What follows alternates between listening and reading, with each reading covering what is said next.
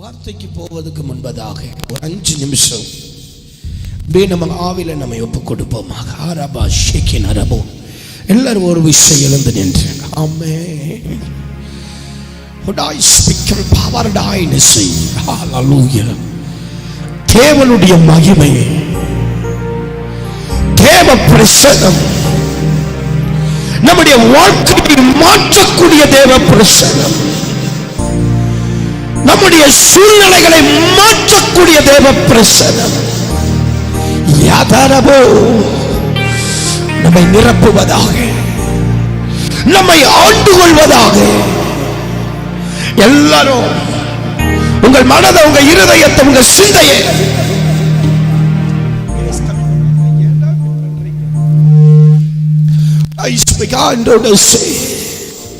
எல்லாரும் ஒப்புக் கொடுங்க.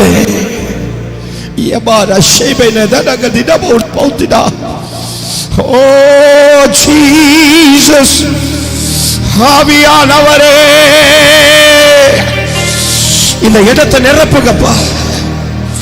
இந்த இடம் முழுவதும் பரிசுத்த ஆவியின் ஆளுமைக்குள் வருவதாக. இந்த இடத்தில் ஒவ்வொரு நபரும் நிற்கிற எங்கள் அத்தனை பேரையும் ஒப்புக் கொடுக்கிறோம். எங்கள் ஆவி, எங்கள் ஆத்மா, எங்கள் சரீரத்தை சம்பாதினா அப்பா நீரை செய்வீராக.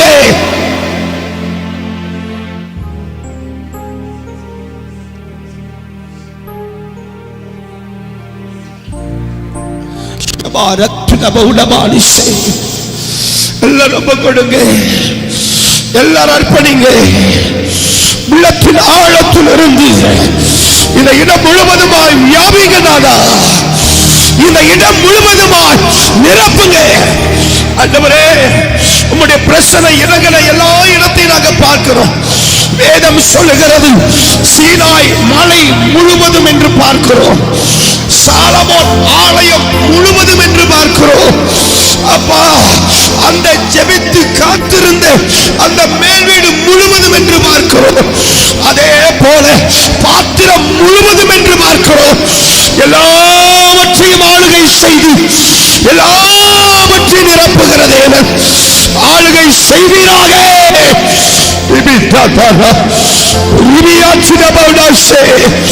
அப்பா, இந்த தெய்வம் நிரப்புவீராக, இந்த தெய்வம் நிரப்புவீராக.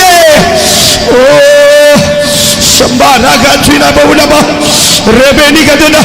எல்லாரும் உள்ளத்தின் ஆழத்திலிருந்து உம்முடைய பிரசன்னம், உம்முடைய பிரசன்னை நிரப்பட்டும். சாலமோன் ஜெபித்தார், அவன் ஜெபம் என்ன செய்தது? அந்த இடத்தை நிரப்பினது. வேதம் சொல்கிறது எதினால் நிரப்பினது? தேவ மகிமையினால் நிரப்பினது. நம்முடைய ஜெபம் பரலோகத்தின் நிறைவை இந்த பூமியில நிரப்புகிறதா இருக்கணும். நம்முடைய ஜெபம் பரலோகத்தின் மேன்மையை நம்ம இடத்தை நிரப்புறதா இருக்கணும். நம்முடைய ஆராதனை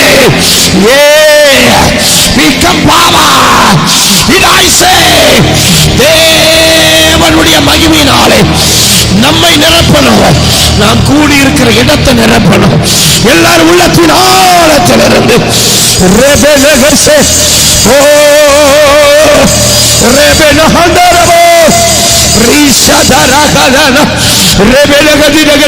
எல்லாரும் கூப்பிட்டே இருங்க.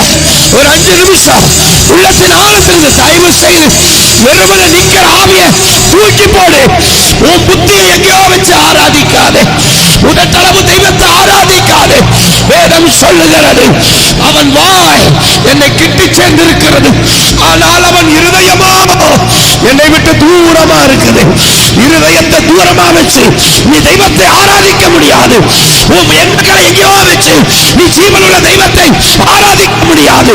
வேதம் சொல்லுகிறது அவரோடு இணைக்கப்பட வேண்டும்.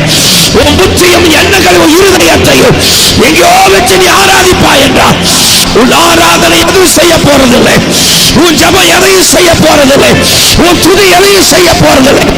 ஆனா உண்மையாய் நீ ஆராதிப்பாய் என்றால் உன் துதி உன் தடையை உடைக்கும், உன் ஆராதனை சத்துருவின் தந்திரத்தை தகர்க்கும், உன் ஜபம் உன்னை மாற்றும், உன் நிலவரத்தை மாற்றும்.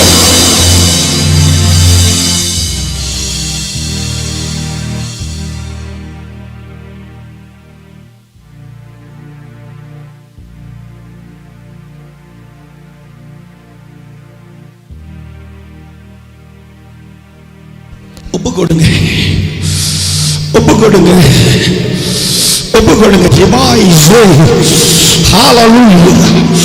எல்லாரும் எல்லாரும் உங்க ஆராதனை மாற்றத்தை கொண்டு வரணும், விடுதலையை கொண்டு வரணும். நம்ம ஆராதனை தேவனோட நம்மளை இணைக்கணும்.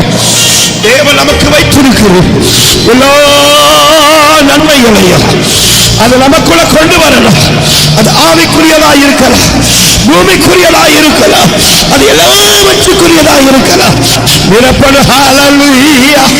உம்முடைய மகிமை, உம்முடைய மகிமை, உம்முடைய பிரசன்னம் என்ன நிரப்பட்ட. கேளு கேளு, சும்மா நிக்காதே. நிக்கிறதுக்கு இங்க வரல, எதையும் யோசிக்கிறதுக்கு இங்க வரல. 24 மணி நேரம், வருஷம் 365 நாளும் நம்முடைய காரியம் எங்க போகுதுன்னு தெரியல. ஆனா தயவு செய்து சொல்றேன், அப்பாவுடைய சமூகத்தில் வந்திருக்கிற நீ கொஞ்ச நேரமாவது உன் புத்தியை தேவனுக்கு நேரம் திருப்புவியா? உலகத்துக்குள்ளேயே வச்சு உலகத்துக்குள்ளேயே எண்ணி அப்படி ஓடாம அந்த கொஞ்ச நேரம் நீ வைக்கிற நேரம் தான் உன் வாழ்க்கையை அதை மாற்றும். தயவு செய்து வாய திற. நன்மையால நிரப்புவே, நன்மையினால நிரப்புவே. தேடபலகத்திலும் நிரப்புங்க ஆண்டவரே.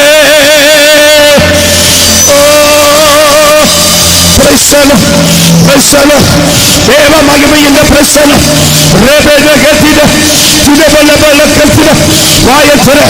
வாயத்திற தயவு செய்து சொல்லி திறக்காத வாயை திறக்கிறதுக்கு பிசாசு கட்டி வைத்திருக்கிறேன். அந்த வாயை கட்டவிட்டு ஜெபிக்கிறேன். துதிக்க முடியாதபடி மனதை கட்டி வைத்திருக்கிற அந்த கட்டை அறுத்து ஜெபிக்கிறேன். ஜீவனுள்ள தெய்வத்தை முழு இருதயத்தோடு ஆராதிக்காம இருதயத்தை எங்க திருப்பி விட்டு இருக்கிறேன். அந்த ஆவிகளை கடிந்து கொள்கிறேன். ஆண்டவரே, உம்முடைய சமூகத்திலே ஜெபிக்க முடியலையே, உம்முடைய சமூகத்திலே ஆராதிக்க முடியல. இவர்களுடைய வீட்டு நிலைமை என்ன, இவர்கள் தனிப்பட்ட வாழ்க்கை நிலைமை என்ன, தேவ சமூகத்திலே இவர்களால் கூடி ஜெபிக்க முடியலனா இவர் தனி ஜெபம் என்ன ஆகிறது, இவர் தனி ஜீவியம் என்ன ஆகிறது, அந்த நிலைமை என்ன ஆகிறது?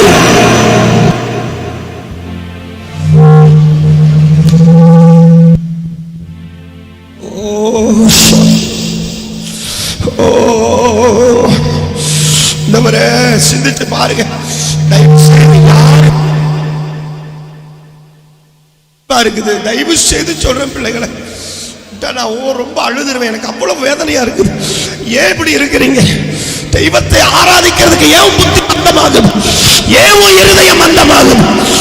தேவ சபையிலேயே துதிக்க முடியலனா நீ 4 செவத்துக்குள்ள எங்க துதிப்பேன்? தேவ சமூகத்திலே சபையோடு இணைஞ்சு ஆராதிக்க முடியலனா நீ தனியா எங்க ஆராதிப்பேன்?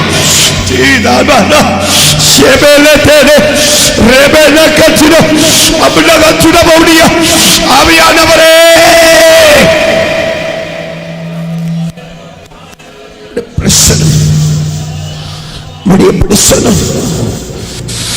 மகிமை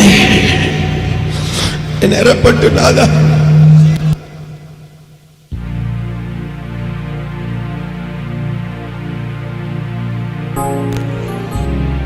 சத்தம் வர மாட்டேங்குது பாரு. உன் வீட்டுல சத்தம் 3 தெருவுக்கு கேக்குது. ஆனா இங்க உன்னால வாயை திறக்க முடியல.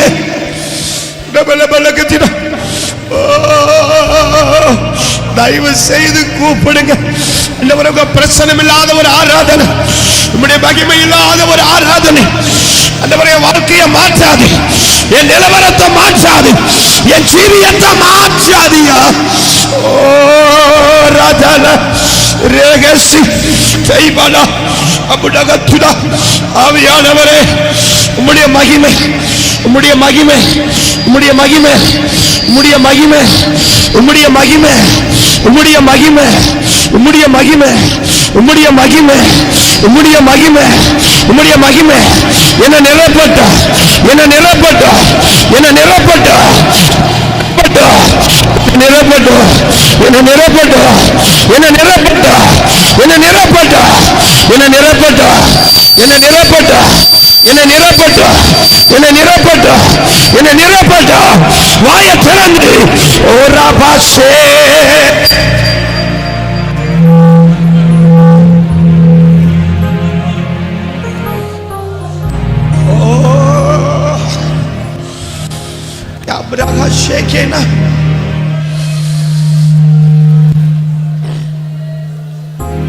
எல்லா மகிமைக்கும் பாத்திரரே,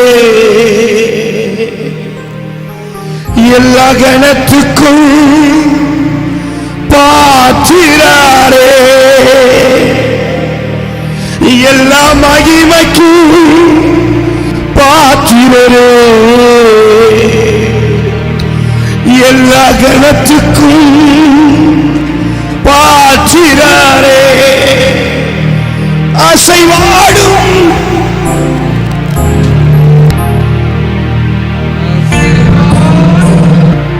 தெய்வமே, அசைவாடும்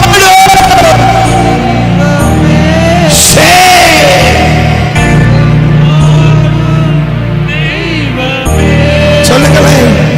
எங்கள் மேலே செய்வாடுமே,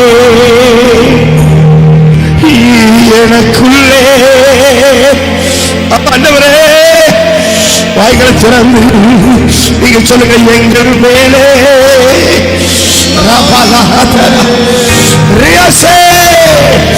எனக்குள்ளே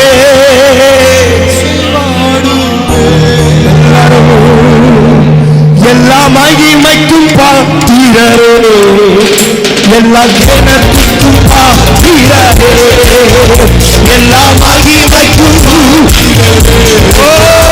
எல்லா கணத்துக்கும் பாத்திரரே,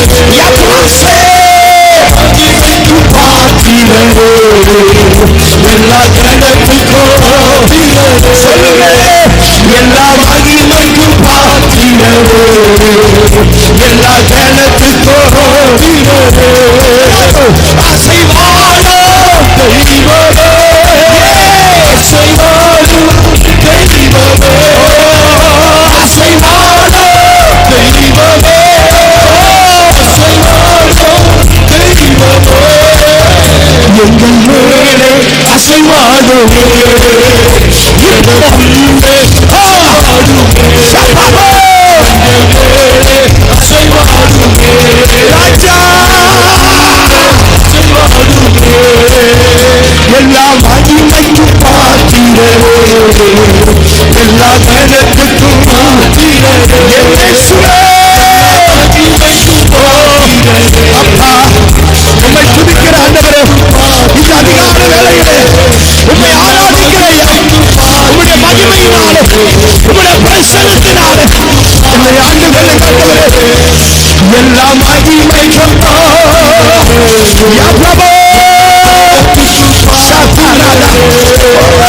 எல்லா மகிமைக்கும் எல்லா கணத்துக்கும் பாத்திரரே. பவுலும் சீலாவும் பாடும்போது சிறைச்சாலையில் பவுலும் சீலாவும்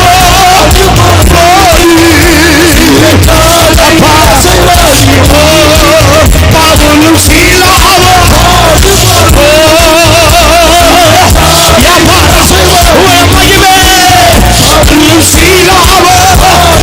கைகளை தட்டுகிறேன், கைகளை கொஞ்சம் தட்டுகிறேன். நம்ம கை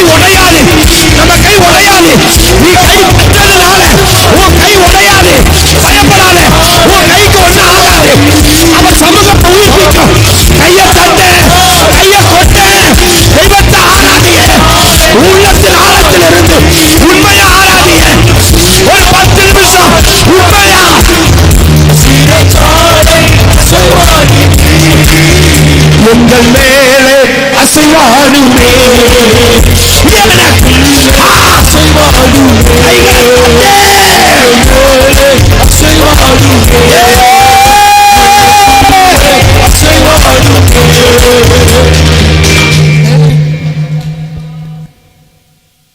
அசன் என்ன தெரியுமா?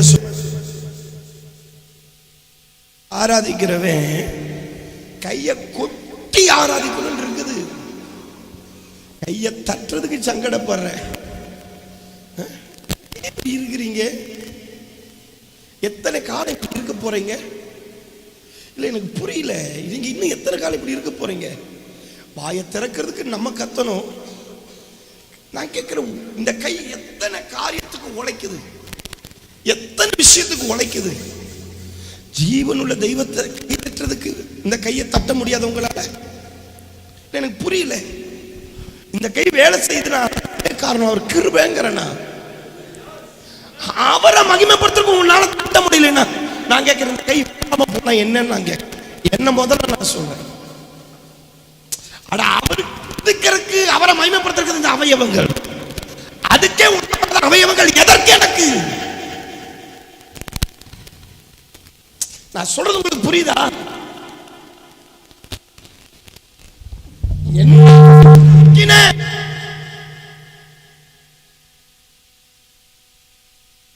அவரை கை தட்டுறதுக்கு என் கை கஷ்டப்படும். நான் எதுக்கு இந்த விளங்காம போகட்டுமே?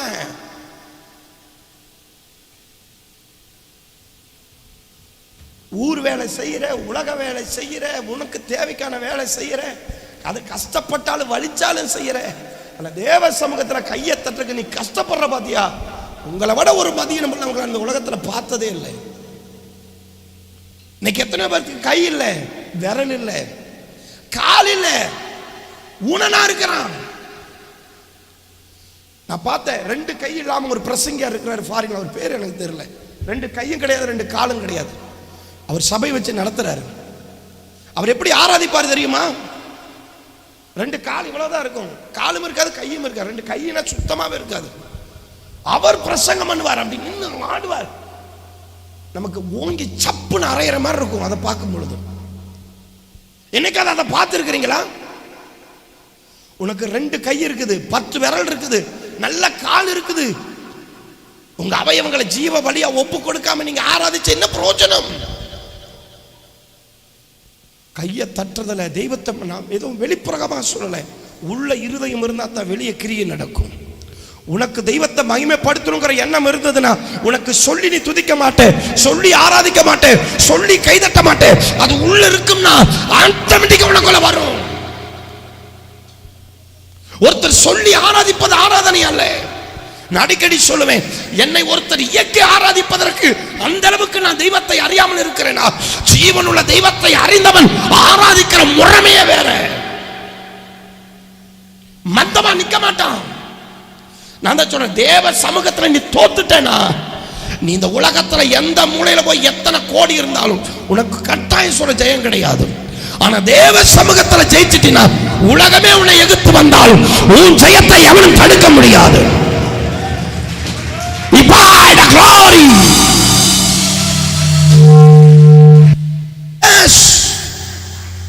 கைகளை பார்த்து சொல்ற ஒரு வார்த்தை தெரியுமா? தெய்வத்தை மகிமைப்படுத்தாத இந்த கை எதுக்குன்னு நான் கேட்கிறேன். தெய்வத்தை துதிக்காத இந்த நாம் எதுக்கு? தேவ சமூகத்துக்கு விரைந்தோடு வராத இந்த கால் எதுக்கு?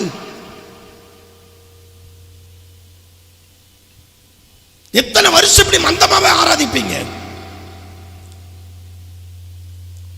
கையை தட்டு, துதி, ஸ்தோத்திரம் பண்ணி.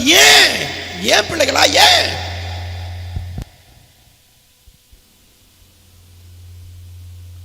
கையும் காலும் கட்டப்பட்ட பொழுதும் கூட வாய் ஆண்டவர் கிருபையா கொடுத்திருக்கிறாரே, என்னால சத்தமா பாட முடியும்னு பாடினாங்க. கையும் கட்டப்பட்டிருந்தது, காலும் கட்டப்பட்டிருந்தது, ஆனா வாயை தேவன் திறந்து வச்சு அது போது எனக்கு அந்த சத்தம் என்ன மட்டும் இல்லை, மற்றவங்களை விடுவிக்குன்னு சொல்லி சத்தம் போட்டான். ஆண்டவர் உங்க கையெல்லாம் கட்டவிழ்த்து தான் விட்டுருக்காரு, காலையும் கட்டவிழ்த்து தான் விட்டுருக்கிறாரு. எப்படி ஆராதிக்கிறோம்? நான் தான் அடிக்கடி சொல்லுவேன், உள்ள இருந்தா தான் வெளியே வரும்.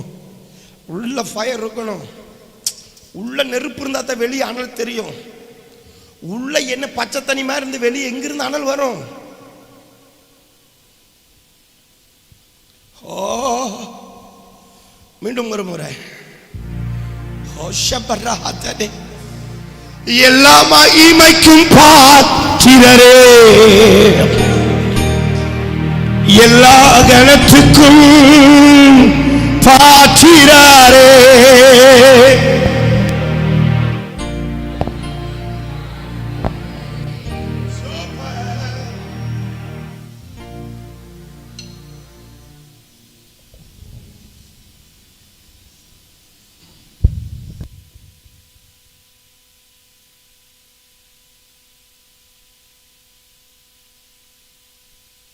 ஒரு குத்தி எப்படி சொல்றது, கத்தி எடுத்து அப்படி தொண்டையில நறுக்குன்னு குத்திட்டு அப்படியே விட்டுட்டு அந்த தொண்டை இருந்தால் எப்படி இருக்கும்? அப்படி இருக்குது என் தொண்டை. அந்த வலி உள்ள நாட்டை பாடுற மாதிரி உங்களுக்கு தெரியுதா? அப்படி ஒரு சின்ன சத்தம் போட்டாலும் என் தொண்டையில் அவ்வளோ பெயின் வருது. நான் உங்களை மாதிரியே பாடுறேன்.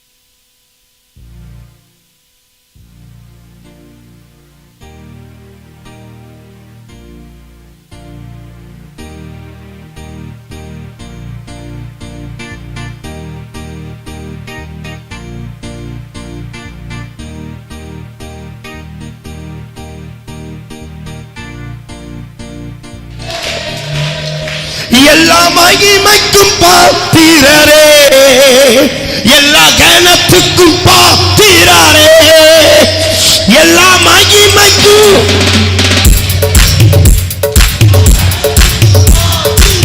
சொல்லுங்க. அசைவாட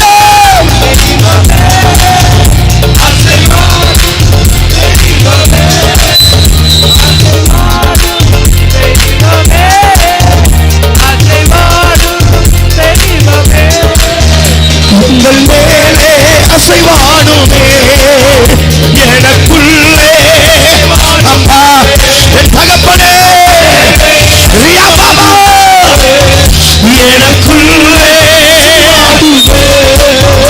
எல்லா மகிமைக்கும் பாத்திரரே, எல்லா கணத்துக்கும் பாத்திரரே, இயேசுவே எல்லா கணத்துக்கும் பாத்திரரே. பவுலும் சீலாவும் பாடும்போது சிறைச்சாலையில்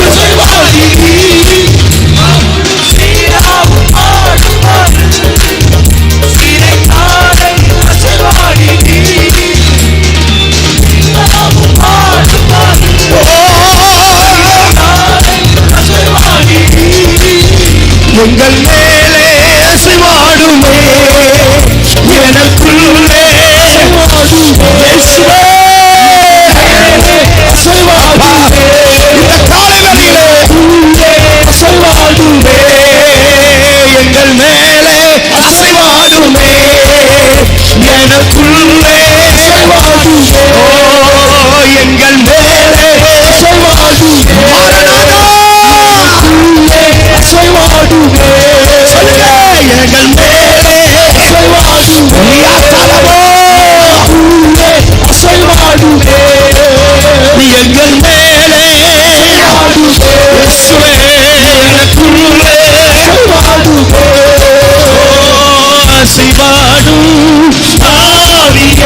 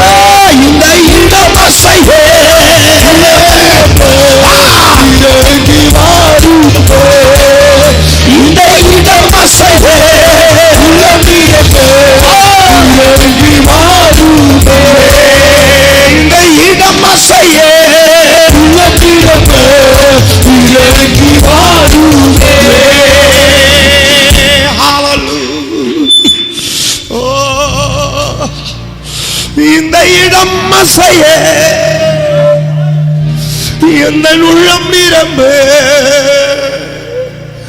இறங்கி வாருமே. அம்மாண்டவரே, அசைவில்லாத ஒரு ஆராதனை நாங்க செஞ்ச, வேதம் சொல்லுகிற அசைவில்லாத ஒரு பிரசங்கம், வேதம் சொல்லுகிறது உம்முடைய வார்த்தையை ஆண்டவரை உறக்க சொல்லி ஊதினே. எசேக்கியேல் அந்த எலும்புகளுக்கு ஒரு அசைவு வந்தது. ஆண்டவரை வேதம் சொல்லுகிறது துதித்து ஆண்டவரை மகிமைப்படுத்தி ஆர்ப்பரித்த பொழுது எரிகோவெல்லாம் தகர்ந்து விழுந்தது. பவுலும் சீலாவும் துதித்து பாடி ஆராதித்த பொழுது அந்த பாடலிலே, அந்த துதியில், அந்த ஆராதனையிலே அந்த இடம் அசைந்தது. நீர் கிரியை செய்யாத ஜெபம், நீர் கிரியை செய்யாத பிரசங்கம், நீர் கிரியை செய்யாத சத்தம், நீர் கிரியை செய்யாத எதுவும் ஆண்டவரை எண்ணத்தை செஞ்சவங்க ஒன்றும் செய்யாது. என் துதியில் ஒரு அசைவு இருக்கட்டும், என் ஆராதனை ஒரு அசைவு இருக்கட்டும், என் ஜெபத்தில் ஒரு அசைவு இருக்கட்டும், என் சத்தத்தில் ஒரு அசைவு இருக்கட்டும். உயிர்ப்பிக்கிற அசைவு, உருவாக்குகிற அசைவு, ஜெயம் தருகிற அசைவு, விடுதலையாக்குகிற அசைவு உண்டாக நாங்கள் ஜெபிக்கிறோம். நாதா வானதனமோ ஹalleluya, வல்ல கரத்தில் ஒப்பு கொடுக்கிறோம். நாங்கள் சிறுகின்ற தெய்வம் பெருகுவீராக. ஆமென், ஆமென்.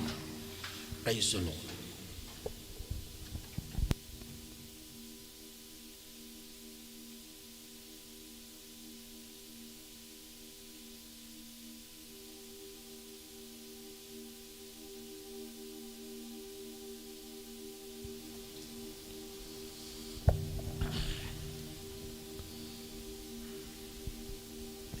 மீண்டுமாக ஆண்டவராகிய இயேசு கிறிஸ்துவின் சர்வ வல்லமையுள்ள நாமத்தினாலே உங்களை நான் வாழ்த்துகிறேன், வரவேற்கிறேன்.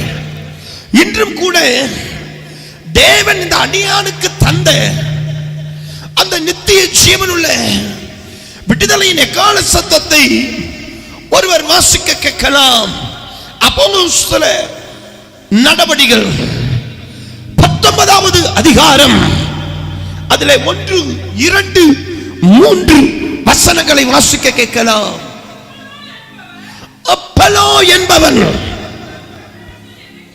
கொரிந்து பட்டணத்தில் இருக்கையில் பவுல் வழியாய் போய்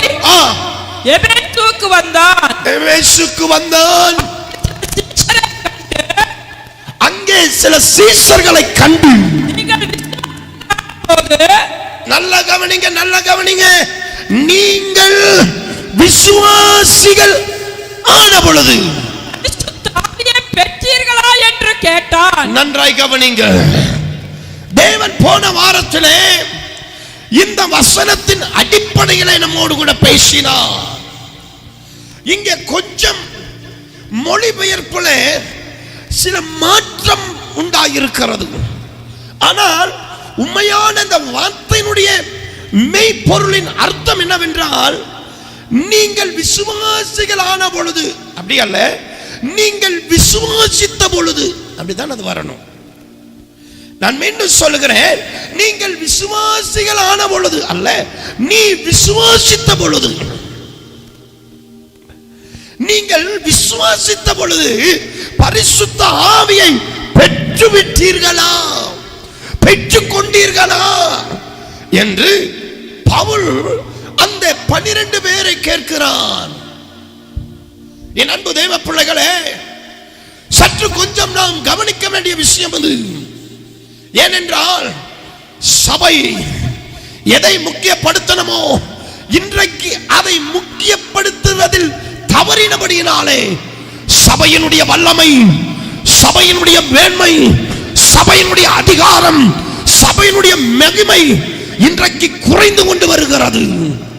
ஏனென்றால் எதை தம்முடைய மனவாட்டி சபை முக்கியப்படுத்தி வாழ வேண்டுமோ அதை வாழ தவறினபடியினாலே சபைக்குள் சிறையிருப்பு, சபைக்குள் கட்டு, சபைக்குள் வீழ்ச்சி, சபைக்குள்ளாக தோல்வி. என்ன காரணம்?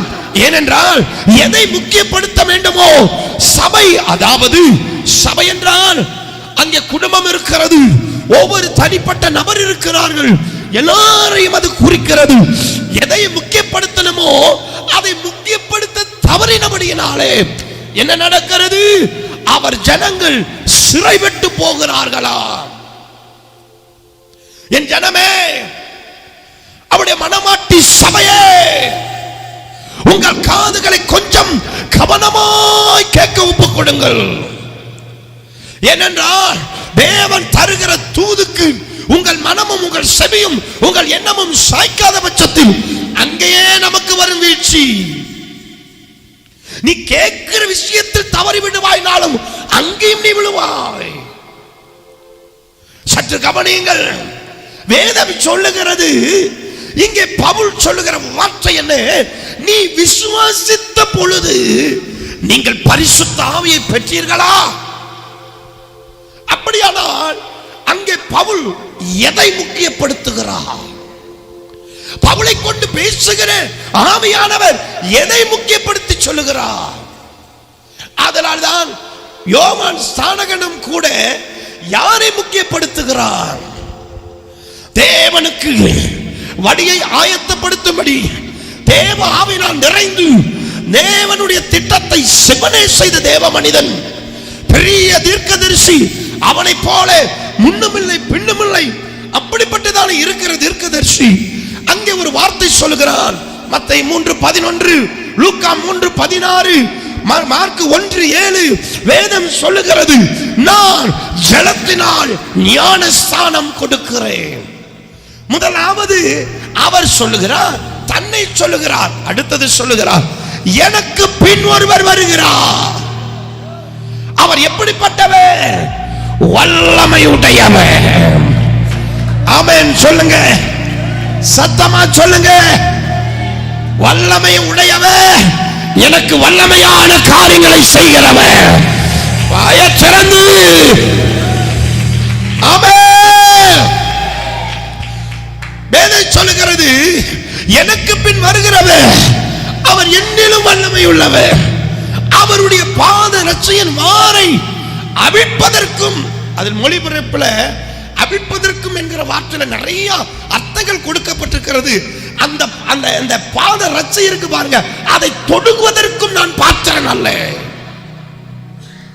அந்த வார்த்தையினுடைய அர்த்தத்தில் பல அர்த்தத்தில் ஒன்று அந்த பாத ரட்சையை நம்ம ஊர் பாஷையில் சொன்னா, அவர் செருப்பை தொடுறதுக்கு கூட எனக்கு அருகதை இல்லை. அவரோ பரிசுத்த ஆவியினாலும் வல்லமையினாலும், அதாவது அக்கினியினாலும் உங்களுக்கு ஞான ஸ்நானம் கொடுப்பார். அப்போ யோவான் ஸ்நானகனும் எதை முக்கியப்படுத்துகிறார்? பரிசுத்த ஆவியானவரை, இயேசுவானவரை. அவர் வந்து தமக்கு செய்ய போகிற, தன் ஜனங்களுக்கு செய்ய போகிறதை அங்க முன்னறிவிக்கிறார். இன்றைக்கு பிரசங்க பீடங்களிலே இதோ வருகிறார், அவர் உனக்கு வீட்டை கட்டி கொடுப்பார். இதோ வருகிறார், நீ நாளைக்கு கார் வாங்குவாய். இதோ அவர் வருகிறார், உனக்கு உண்டான இந்த கால் வலியை மாற்றி போடுவார். யோவான் அப்படி பிரசங்கம் பண்ணல, இந்த ஸ்நானகன் அப்படி பிரசங்கம் பண்ணல. அவர் கிரிகளை வெளிப்படுத்தும் பொழுது அவர் சொன்னார், அவர் உங்களுக்கு அவர் உனக்கு என்ன செய்ய போகிறார், உன் குடும்பத்துக்கு என்ன செய்ய போகிறார், உன் பிள்ளைகளுக்கு என்ன செய்ய போகிறார், அவர் எதை செய்ய போகிறார்? அவர் பரிசுத்த ஆவியின் ஞானஸ்நானத்தை உனக்கு தரப்போகிறார். சொல்லுங்க. இன்னைக்கு நான் சொல்றேன், ஆண்டவர் இந்த இடத்துக்கு வந்து நின்று ஒரு பக்கத்துல 3 கோடி பணத்தையும் இன்னொரு பக்கத்தில் பரிசுத்த ஆவியானுடைய அபிஷேக தைலத்தை வைத்து நான் உங்களுக்கு எதை கொடுக்கட்டும் என்று கேட்டால் எத்தனை கூட்டம் எதற்கு ஓட்டு போட நினைக்கிறீங்க? 3 கோடி ஷம்பா இது நமக்கு முக்கியம். கோடியை பார்த்தீங்கன்னா கட்டாயம் நமக்கு ஒரு நாள் கோடி விழுகும்.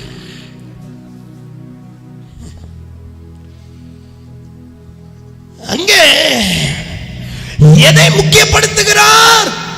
அவர் வரும் பொழுது அவர் பரிசுத்த ஆவியினாலும் அக்கினினாலும் உனக்கு ஞானஸ்தானம் கொடுப்பா. சரி, யோவான் ஸ்நானகன் தான் அப்படி சொல்றார். அதற்கு முன்பதாக இருக்கிறவர்கள் என்ன சொன்னாங்க? யோவேல் 2:28 சொல்லுகிறது, இதோ அந்த தேவ மனிதன் உறக்க அந்த எக்கால சத்தத்தை ஊத கேட்கிறோம். என்னதான் அந்த மனிதன் ஊதுகிறார்? கர்த்தருக்கு ஸ்தோத்திரம், இதோ மாமிசமான யாவர் மீது என் ஆவியை ஊற்றுவேன். எப்போ? கடைசி நாட்களில் அவர் ஆவியை ஊற்றுவார். இன்றைக்கு பிரசங்க பீடத்தில் ஒருவர் சொல்றாரு, இந்த வருஷத்தை நான் ஹெலிகாப்டர் வாங்க போறேன், ரொம்ப முக்கியம், ஆவியானவர் தரப்போகிறார். இனியெல்லாம் நம்ம எல்லாம் கார்ல போய் ஊழியம் செய்ய போறது இல்லை, எல்லாம் பிளைட்ல போய் தான் ஊழியம் செய்ய போறோம். என்ன தெய்வமே, சூப்பர். என்ன எதையா முக்கியப்படுத்துகிறோம்? எதை முக்கியப்படுத்துறோம்? நம்ம எதை முக்கியப்படுத்துறோம்? எதற்கு முக்கியத்துவம் கொடுக்கிறோம்? அதற்காக நான் பணம் வேண்டான்னு சொல்லல, பணம் தேவைதான். ஆனா முக்கியம் எது? சரீரத்துக்கு சுகம் தேவைதான், எது முக்கியம்? நமக்கு சில வீடு தேவைதான், எது முக்கியம்? உட தேவைதான், எது முக்கியம்? எது முக்கியம்? பரிசுத்த ஆவி. அதனாலதான் வேதம் சொல்லுகிறது, மத்தேயு 7:11, லூக்கா 11:13 வேதம் சொல்லுகிறது, பொல்லாதவர்களாகிய நீங்கள் உங்கள் பிள்ளைகளுக்கு நல்ல ஈவை கொடுக்க அறிந்திருக்கும் பொழுது பரமபிதாவை நோக்கி வேண்டுதல் செய்கிறவர்களுக்கு அவர் பரிசுத்த ஆவியானவரை நன்மையானவைகளை கொடுக்க அதிக நிச்சயம் அல்லவா? மத்தேயு எழுதும் பொழுது அது நன்மை என்று சொல்லுகிறார். லூக்காவிலே அந்த நன்மைதான் பரிசுத்த ஆவியானவர் என்று சொல்லுகிறார். மத்தேயுல நீங்க வாசிங்கன்னா நன்மையானவைகளை கொடுப்பது அதிக நிச்சயம். நமக்கு எது நன்மை? இந்த பூமியில எதுங்க நன்மை? ஆனா அங்க லூக்காவில் அதை விளக்குகிறார். லூக்கா என்னதான் அந்த மனிதன் சொல்லுகிறார்? கர்த்தருக்கு ஸ்தோத்திரம், அவர் பரிசுத்த ஆவியை கொடுப்பது அதிக நிச்சயம். அப்போ எது முக்கியம்? லூக்கா 24:49 சொல்லுது, நன்மையான பிள்ளைகளே, இதோ எருசலேமில் நீங்கள் காத்திருங்கள், எங்கேயும் போயிடாத, பிதா வாக்குத்தத்தம் பண்ணினதை நான் உங்களுக்கு தருவேன். ஆண்டவர் தம்முடைய சீஷர்களுக்கு எதை தருவேன் என்று வாக்களிக்கிறார். நீங்க வேதத்துல சர்வ வல்லமையுள்ள நம்முடைய ஆண்டவராகிய இயேசு கிறிஸ்து நான் உனக்கு தருவேன், நான் உனக்கு தருவேன், நான் உனக்கு தருவேன் என்றார். எந்தெந்த இடத்துல எல்லாம் தருவேன் தருவேன் என்று சொன்னார், அதே போல எதை தருவேன் என்று சொன்னார். யாராவது அதை கொஞ்சம் ஆராய்ஞ்சிருக்கிறீங்களா? அவர் தருவேன் தருவேன், எதை தருவேன்? நான் உனக்கு நித்திய ஜீவனை தருவேன், நான் உனக்கு என் ராஜ்யத்தை தருவேன், நான் உனக்கு பரிசுத்த ஆவியை தருவேன். ஆமென் சொல்லுங்க. நான் உனக்கு வல்லமையை தருவேன். ஆமென் சொல்லுங்களேன். ஆண்டவர் இதை தருவேன் தருவேன் தருவேன் என்று சர்வ வல்லமையுள்ள தேவன் இந்த பூமியில் அவர் வாழும் பொழுது அவர் சொன்ன வார்த்தைகள் அது. அப்ப எதை முக்கியப்படுத்துறாரு? அதனாலதான் இன்னைக்கு சபையினுடைய பலன் சத்தம் எல்லாம் மங்கி போனதுக்கு காரணம், எதை முக்கியப்படுத்தணுமோ அதை முக்கியப்படுத்த தவறிவிட்டது. அதனால இந்த பெந்தகோஸ்தே மகிமையின் அப்போஸ்தல சபை நம்ம முக்கியம் இல்லாததுக்கு முக்கியத்துவம் கொடுத்து ஓடிவிடாதபடி, எதை பரலோகம் முக்கியப்படுத்துதோ, எதை தேவன் முக்கியப்படுத்துகிறாரோ, எதை தேவன் முக்கியம் என்று சொன்னாரோ அதைவே நோக்கு. தேவன் நம்மளுக்கு அப்படிப்பட்ட பார்வையை தருவாராக, அப்படிப்பட்ட இருதயத்தை தருவாராக, அப்படிப்பட்ட மனதை தருவாராக, அப்படிப்பட்ட உணர்வை தருவாராக, அப்படிப்பட்ட கிரியை தருவாராக, அப்படிப்பட்ட செயலை உண்டாக்குவாராக. ஆமென், ஹல்லேலூயா. நன்றாய் கவனிங்கள். அதனால்தான் போன வாரத்தில் இந்த ஆவியானவர் இல்லாமல் இந்த உலகம் இல்லை என்று பேசினார். அதனால நம்முடைய வாழ்க்கையில ஆவியானவர் இல்லாத ஒரு வாழ்க்கை செத்த பணத்துக்கு சமம்.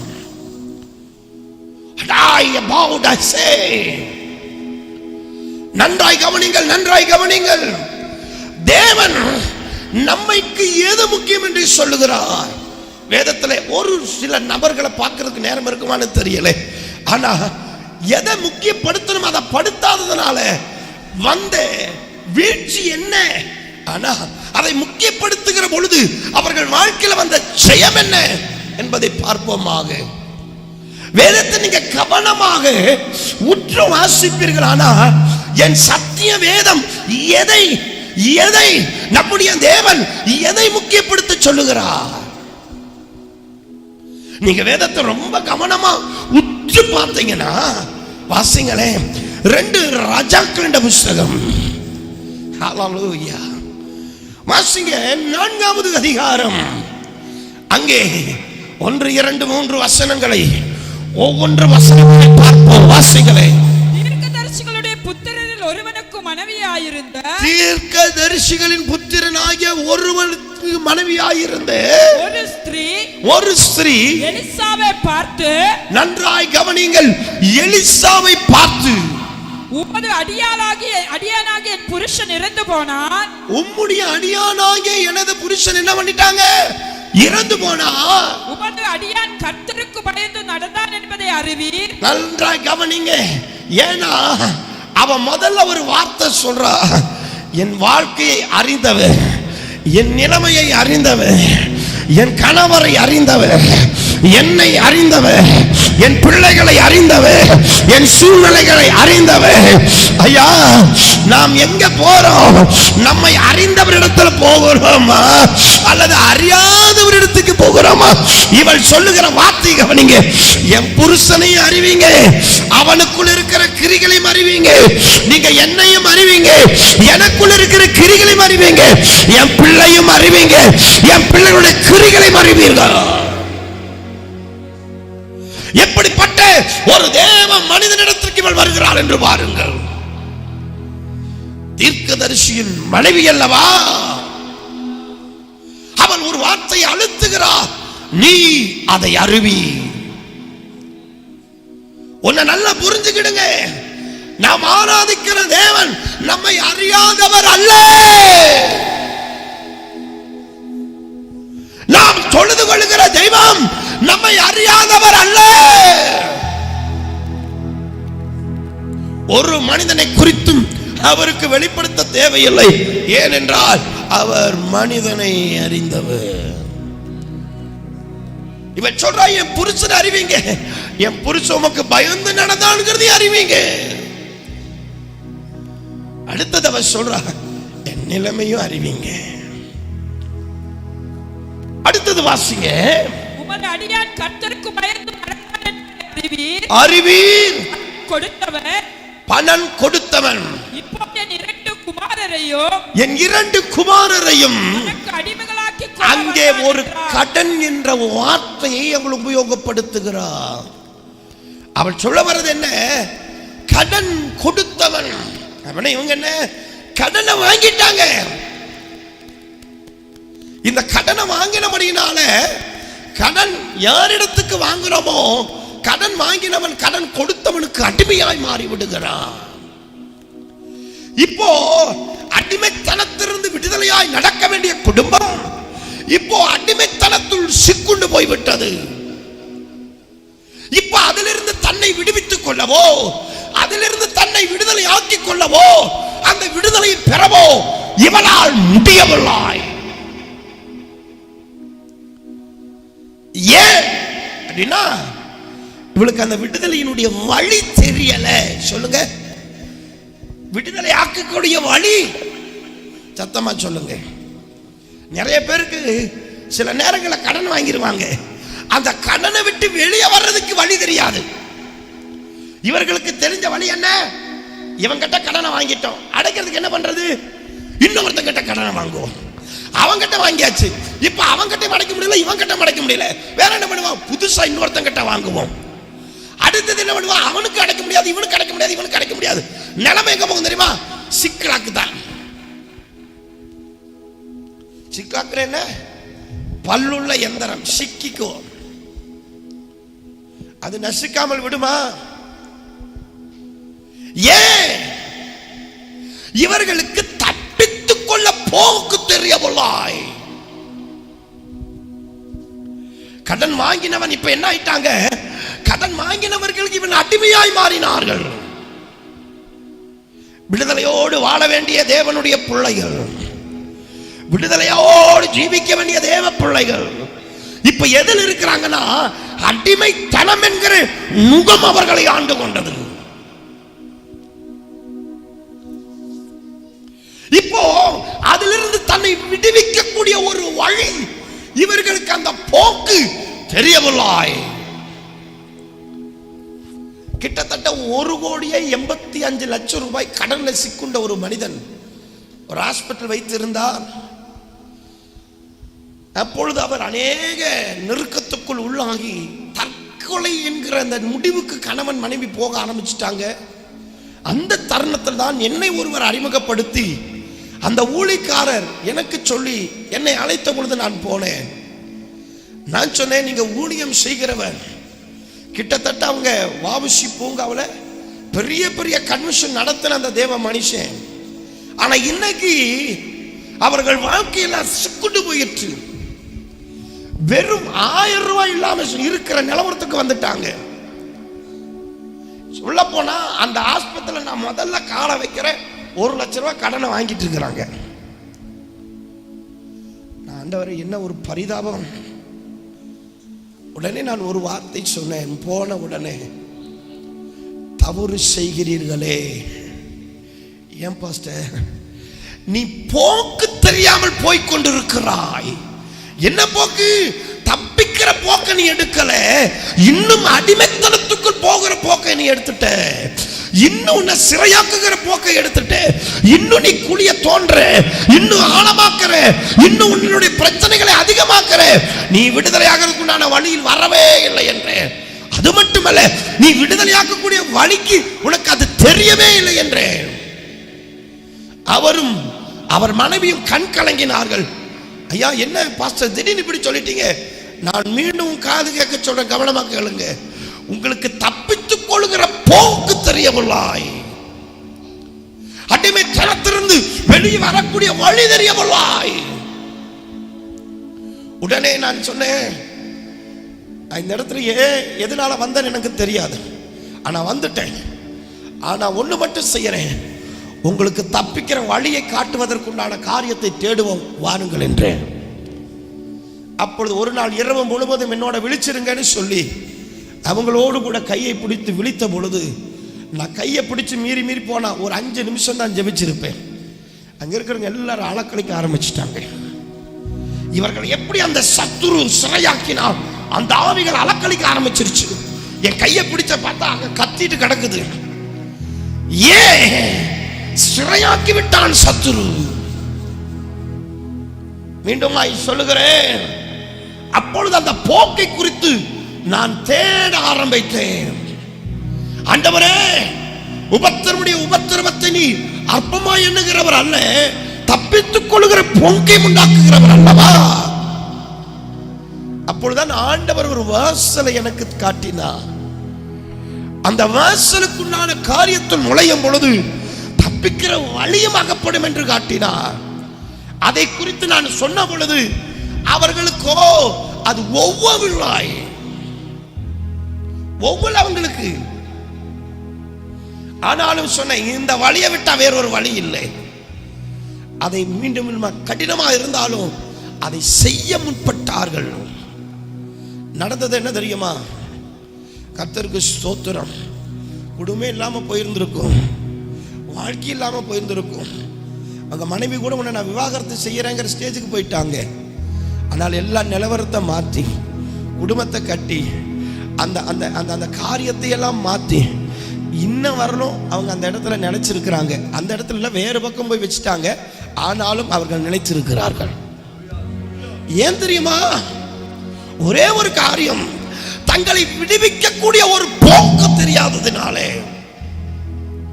இதை கேட்கிற நீங்கள் யாரானாலும் சரி, நீ தீர்க்கதரிசிக்கு மனைவிதான். இதனுடைய அர்த்தம் என்ன? ஜீவனுள்ள தெய்வத்துக்கு நம்ம யாருதான்? பிள்ளைகள் தான். அவர் மனவாட்டி சபதான். அவருடைய பிள்ளை என்கிற முத்திரை இருக்கிறது. ஆனாலும் இன்னும் சிறையிருப்பு மாறவில்லை. ஏன்? என்ன காரணம்? ஏன்னா நம்ம எதுக்கு முக்கியத்துவம் கொடுக்கணுமோ அதற்கு கொடுக்க தவறிவிட்டோம். பிள்ளையே, அவள் சொல்றார் தீர்க்கதரிசியின் மனைவி, ஆனால் இப்பொழுது தீர்க்கதரிசி இல்லை, அவன் இறந்து போனான். அவங்க ஒரு வார்த்தையை அழுத்துறா, என் வீட்டுக்காரர் நல்லவர் தான், என் வீட்டுக்காரர் நல்லவர் தான், அவர் தீர்க்கதரிசி தான், கர்த்தருக்கு பயப்படுறவர் தான், ஆனா எங்களை எதோட விட்டுட்டாரு? கடனோட விட்டுட்டாரு. நான் மீண்டும் சொல்றேன், தேவனுக்கு பயப்படுகிற குடும்பத்திலேயே அடிமைத்தனத்தின் ஆவி உள்ள வருணா, தெய்வ பயம் இல்லாமல் வாழ்கிறனுடைய குடும்பத்தினுடைய நிலவரம் என்ன? தேவனுடைய சத்தத்தை கேட்டு தேவனுடைய சித்தத்தை அறிந்து அந்த சித்தத்தை தன் ஜனத்துக்கு சொல்லுகிறவனுடைய குடும்பமே அடிமைத்தனத்துக்குள் போகுமே. ஆனால் தேவ சத்தத்தையே அறியாதனுடைய நிலவரம் எத்தனை பரிதாபம். அன்பு பிள்ளைகளே, நான் சொல்ற வார்த்தை உங்களுக்கு எந்த அளவுக்கு உள்ள போய் உங்களுக்கு ஒரு அசைவை உண்டாக்குதோ எனக்கு தெரியல. நான் மீண்டும் உங்க காது கேட்க உறக்க சொல்லுகிறேன், கேளுங்கள். அதனுடைய அர்த்தம் என்ன? வேதம் சொல்லுகிறது, தீர்க்கதரிசி, என் கணவன் ஒரு தீர்க்கதரிசி, தேவ சத்தத்தை கேட்கிறவன், தேவனோடு கூட பேசுகிறவன், தேவனுடைய வார்த்தையை கேட்கிறவன், அதை கேட்டு தன் ஜனத்துக்கு அறிவிக்கிறவன். ஆனால் அவன் பயந்தவன், உண்மைதான், ஆனாலும் அவன் மரித்து போனான், கடனோட மரிச்சிட்டான். இன்னைக்கு சொல்ற அடிமைத்தனத்தோட மரிச்சிடக்கூடாது. நம்ம வாழ்க்கை எதோட மரிச்சிடக்கூடாதுங்க. நீங்க கடன்னா வெறும் பணம் மட்டும் இல்ல, கடன் என்பது சொல்லுவது பாவ கடன். அதனாலதான் பவுல் சொல்லுகிறார், நாம் பாவத்துக்கு கடனாளிகள் அல்ல அப்படிங்கிறார். நம்ம ஓட்டத்தை முடிக்கும் பொழுது கடனோட என்ன பண்ணிட முடியாது, முடிச்சிடக்கூடாது. எல்லா கடனையும் சேர்த்து தான் சொல்றேன். அப்போ இத்தனை தெய்வத்தோடு நடந்தவன் நிலைமையே அடிமைத்தனத்தில் போகுமானால் தேவனுடைய சத்தத்தை ஒரு முறை கேட்காதவனுடைய முடிவு எங்க போறது? தேவ சத்தத்தை வாங்கினவன், தேவனுக்கு பயப்படுகிறவன், தீர்க்கதரிசி என்று முத்திரிக்கப்பட்டவன். தீர்க்கதரிசி என்றால் அவனவன் தீர்க்கதரிசியா? அபிஷேகம் இறங்காம அவன் தீர்க்கதரிசி கிடையாது. அப்போ அபிஷேகம் இறங்கின தீர்க்கதரிசி அடிமைப்பட்டு போனானே.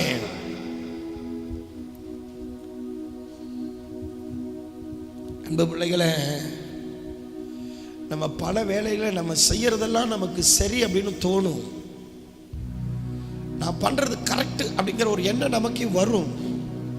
அந்த எண்ணம் வரும்பொழுது நீ ரொம்ப ஜாக்கிரதையாரு, உன்னை பிசாசு வஞ்சிக்கிறானோங்கிறத கவனிச்சுக்க. ஆண்டவர் கிட்டத்தட்ட நேற்று தினத்தில் பேசினார், முந்தா நேற்று பேசினார். என்ன பேசினாங்க? அங்கே ராஜா, ஆளுகிற ராஜா, அரசாளுகிற ராஜா இல்லாததுனால அந்த ஜனங்கள் என்ன செஞ்சாங்களா, தன் தன் மனம் போன போக்கிலே நடக்க ஆரம்பித்து விட்டார்கள்.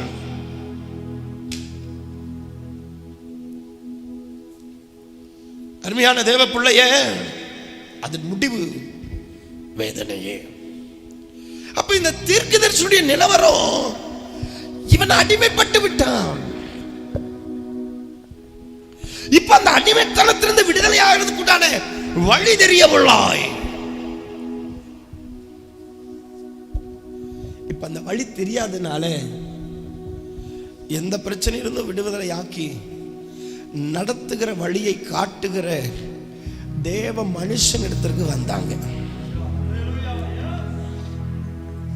வேதம் சொல்லுகிறது, அபிஷேகம் இருந்த போதிலும் நான் இன்னும் பலகீனன் என்று தாவீது சொன்னானே, அவனுக்குள் காணப்பட்ட நல் குணங்களை நீங்க கொஞ்சம் பட்டியலிட்டு பார்த்தா நலமாயிருக்கும். சிக்லாக்களை எல்லாத்தையும் இழந்தவன் தன் பலன் போக மட்டும் அழுகிறான். ஆனால் அந்த அழுகை அவனை என்ன மாத்துச்சு தெரியுமா? தப்பிக்கிற வழிய திருப்பிக்கிற வழி அவனுக்கு காட்டிச்சு. நான் அடிக்கடி சொல்லுவேன், நான் வடிக்கிற கண்ணீர்லாம் வேண்டாம். என் கண் கலங்கினா கூட, நம்ம கண் கலங்கினா கூட அந்த கண்கள் இருந்து இருதயம் ஒட்டஞ்சு கசக்கி வருது பாருங்க. அந்த கண்ணீர் என்பது எங்க தெரியுமா? இருதயம் கசக்கப்பட்டா தாங்க கண்ணில் கண்ணீர் வரும். எனக்கு பதில் சொல்லுங்க, கண்ணீர் எப்படி வருதுன்னு யாராவது பதில் சொல்லுங்க. கண்ணை கசக்கனா கண்ணீர் வருமா? நீதிமொழிகள் சொல்லு, மூக்கை பிசைந்தால் ரத்தம் வரும். அப்ப நான் சொல்றேன், உன் கண்ணில் இருந்து கண்ணீர் என்ன எப்படி வரும்? சரி, நீங்க அழுகும் பொழுது கண்ணீர் எப்படி வருது? யாருக்காவது தெரியுமா? உள்ள நான் டேங்க் வச்சிருக்கிறமா?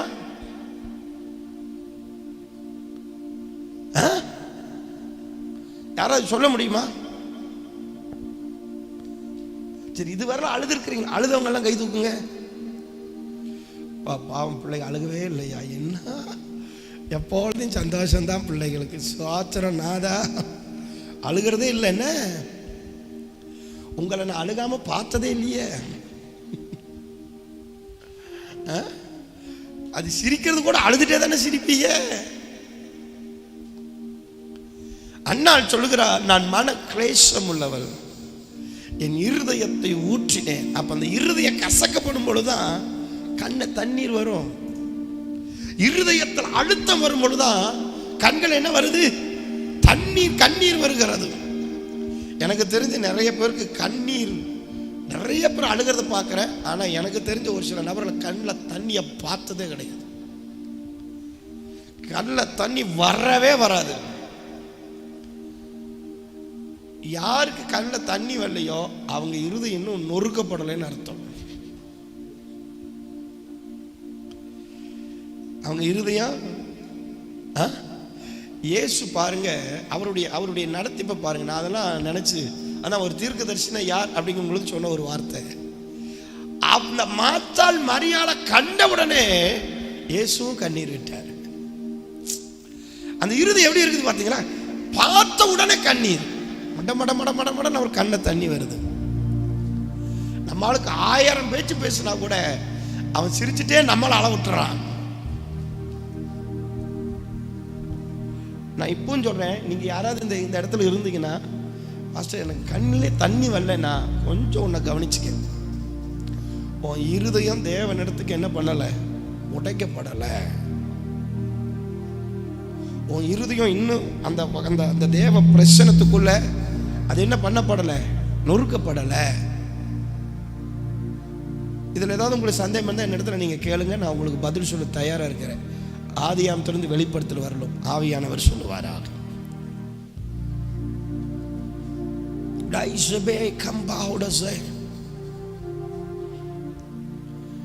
நண்பு பிள்ளைகளை நன்றாய் கவனிங்க, நன்றாய் கவனிங்க, நன்றாய் கவனிங்க. அப்போ அந்த தீர்க்கதரிசி மரித்து போனான். ஆனா அவன் எதுல மரிச்சான்னு சொல்லல, எப்படி மரிச்சான்னு சொல்லல. ஆனா ஒரு ஒரு கட்டத்துல பார்க்கிறோம், அவன் அடிமைத்தனத்தில் மரித்தான் என்று வேணால் ஒரு காரியத்தை நாம் சொல்ல முடியும். அடிமைத்தனம் ஒருவனை மரிக்க வச்சிடும். அடிமைத்தனத்தின் வல்லமை ஒருவனை மடிய வச்சிரும். அப்போ நீங்க நல்லா சற்று கொஞ்சம் ஆழமா கவனிங்க. இவன் சொல்றா, அவள் மரித்து போனா. இப்ப அவன் என்ன சொல்றா? எங்களுக்கு தப்பித்துக் கொள்கிற போக்கும் அல்லது அந்த கட்டிலிருந்து விடுவிக்கிறவரும் இப்ப என்ன ஆயிட்டாங்கன்னா மரிச்சிட்டாரு. இப்போ அவர் மனைவியா இருக்கிறன்னா என்ன விடுவிக்கிறதுக்கு எனக்கு தெரியல, என் பிள்ளைகளை விடுவிக்கிறதுக்கு எனக்கு தெரியல. இந்த இடத்துல நீங்க யாராவது இருக்கிறீங்களா? அப்படி இன்னைக்கும் ஒன்ன தெரிஞ்சுங்க, விடுதலை ஆக்குங்க, நீங்க விடுதலை ஆவீர்கள். பைபிள் வசனம் என்ன தெரியுமா சொல்லுது? நீங்க விடுதலை ஆக்குங்க, நீங்க விடுதலை ஆவீர்கள். சத்தமா சொல்லுங்க, விடுதலை ஆக்குங்க, நீங்கள் விடுதலை ஆவீர்கள். அப்போ நமக்கு என்ன தெரியணும்? விடுதலை ஆக்க தெரியணும். யார? என்ன நானே விடுவிக்க தெரியணும். என் பிரச்சனையை நான் என்ன பண்ணணும்? அதை ஃபேஸ் பண்ணி அதை விடுவிக்க தெரியணும். இவனுக்கு தெரியல. ஏன்? அவள் ஒரு காரியத்தில் அறிவில்லாமல் இருந்தாள். இன்னைக்கு நிறைய பேருங்க, நான் சில பேரை நினைப்பேன் இவங்கெல்லாம் ரொம்ப ஆவியில் இருக்கிறாங்கன்னு. ஆனால் உள்ள போய் கொஞ்சம் அந்த பல்ஸை பார்த்தீங்கன்னா தான் தெரியும். இது என்ன இப்படி இருக்கு அப்படிங்கிற மாதிரி இருக்கும். நான் நிறைய பேர் அப்படி பார்த்துருக்கிறேன். பார்த்தா அவங்க உடைகளும் அவங்களுடைய காரியம் பார்த்தா ரொம்ப ஆவியில் இருக்கிறாங்களோ அப்படின்னு தோணும் நமக்கு. நீங்க பல்ஸை பார்த்தா தான் தெரியும், ஆவியில போய் பார்த்தா தான் தெரியும் இவர்கள் இன்னும் அறியாமல் இருக்கிறார்கள்.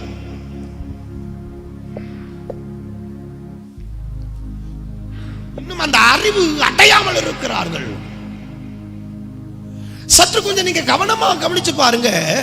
இவளுக்கு தன்னை விடுவிக்கிறதுக்கு உண்டான வழி தெரியல. ஆனா ஒண்ணு தெரிஞ்சிருச்சு, இதுல இருந்து ஒரு விடுதலை ஆக்குறதுக்கு ஒரே ஒரு வழி, தேவ வார்த்தை, தேவ ஆலோசனை, தேவனுடைய வழி நடத்தல் இருந்தா தான் நான் விடுதலை ஆக முடியுங்கிறத அறிஞ்சா.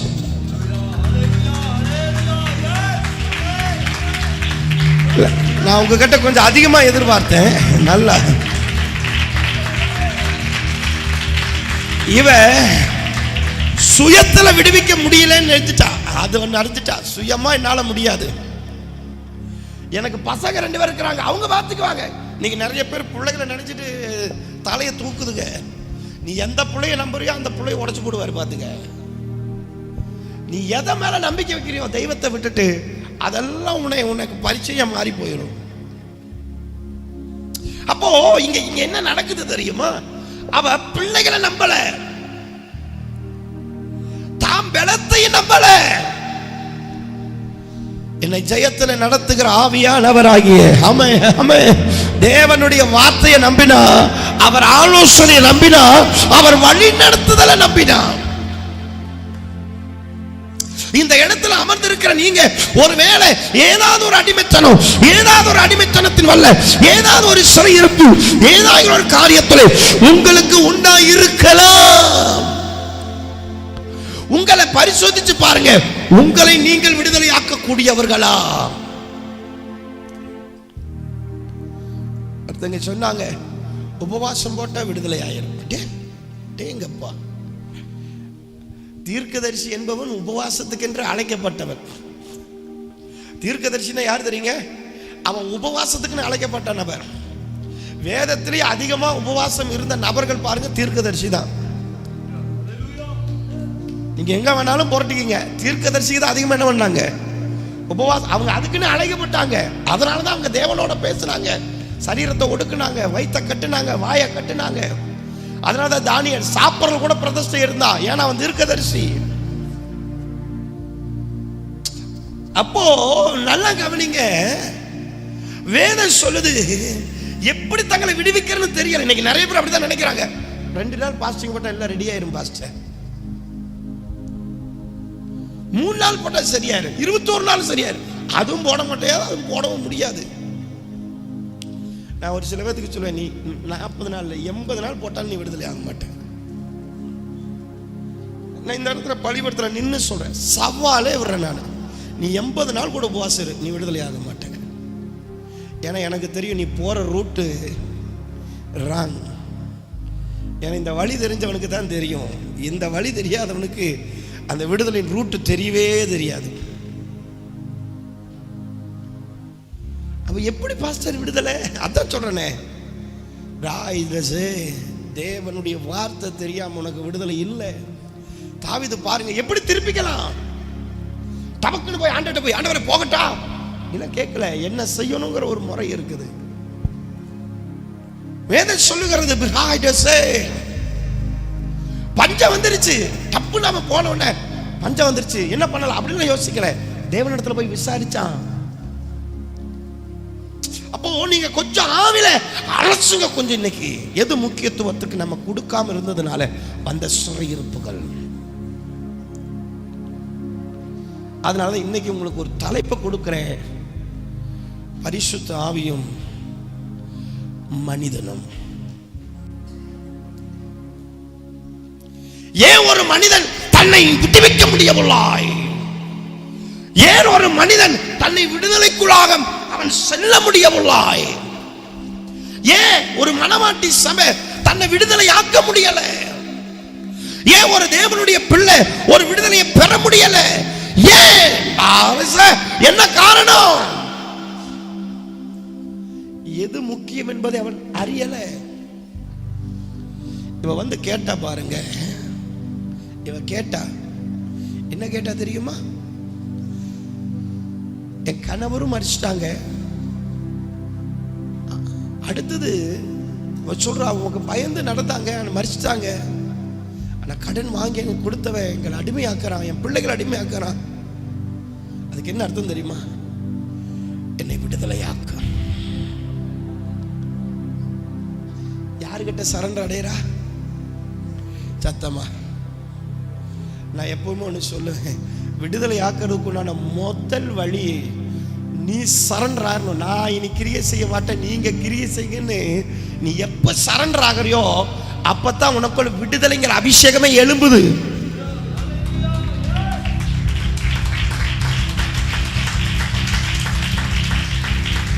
நம்ம இன்னைக்கு நான் சொல்ல உபவாசம் எடுக்கிறவங்க ஜெயிக்க மாட்டேன். ஏன் தெரியுமா சொன்னேன்? ஏன்னா அவனுக்கு என்ன இருக்குது? உபவாசம் போட்டு ஜெயிச்சிடலாம். இப்ப நீ என்ன பண்ணுவ? உபவாசம் போட்டு ஜெயிச்சிடலாம். அடுத்து ஒரு பாவம் பண்ணுவேன், அப்ப என்ன பண்ணுவேன்? உபவாசம் போட்டு ஜெயிச்சிடல. ப்ரோஹோஸே ஹலோ, இன்னைக்கு நான் தான் சொல்லல, இந்த வெளிச்சம் தெரியலன்னா விடுதலை இல்லை, பார்த்துக்கிடுங்க. அப்போ இவன் சரண்டர் ஆயிட்டா. என்னால் இல்லப்பா, இதுல இருந்து விடுவிக்கிறவர் நீர் மாத்திரம் தான். ஒருவேளை இதை கேட்கிற நீங்க யாரா வேணா இருக்கலாம், இன்னைக்கு சொல்லிருங்க, நான் சரண்டர் ஆகிறேன், நான் சரண்டர் ஆயிடுறேன், என்ன தாழ்த்துறேன், நான் இல்லப்பா, என்னால முடியல.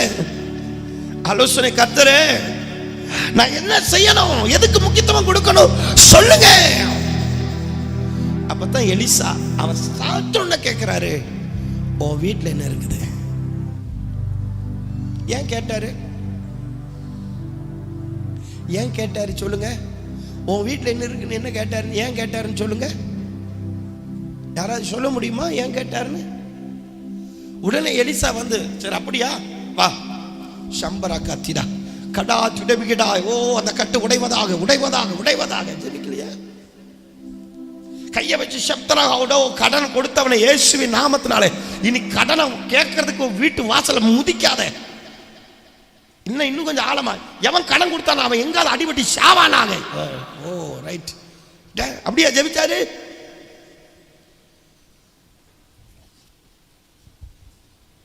அப்படியா ஜெபிச்சாரு? அவர் கேட்டார், உங்ககிட்ட என்ன இருக்குது அப்படின்னு கூட கேட்கல, உங்க வீட்டில் என்ன இருக்குது?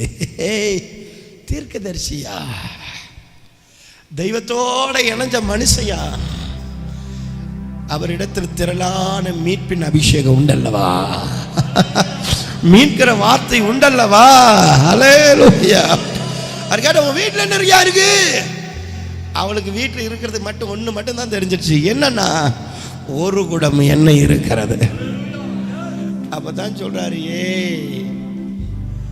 ஓ ஜீசஸ், அந்த எண்ணெய் குறிச்சு உனக்கு தெரியாம போச்சு ஐயா. எண்ணெயை குறிச்சு இவளுக்கு என்ன இல்லை? அதான் இவன் சொல்ல, நான் பரிசுத்த ஆவியை அறியவே இல்லைன்னு. எண்ணெய் இருக்குன்னு தெரியும், ஆனா அந்த எண்ணெய் என்ன பண்ணுன்னு தெரியல. எண்ணெய் இருக்குன்னு தெரியும், அந்த எண்ணெய் என் வீட்டுக்கு என்ன செய்யும், எனக்கு என்ன செய்யும், என் பிள்ளைகளுக்கு என்ன செய்யும், என் வாழ்க்கைக்கு என்ன செய்யும், என் வாழ்க்கையினுடைய சகலவற்றுக்கும் அந்த எண்ணெய் என்ன செய்யும் தெரியல, அறியல.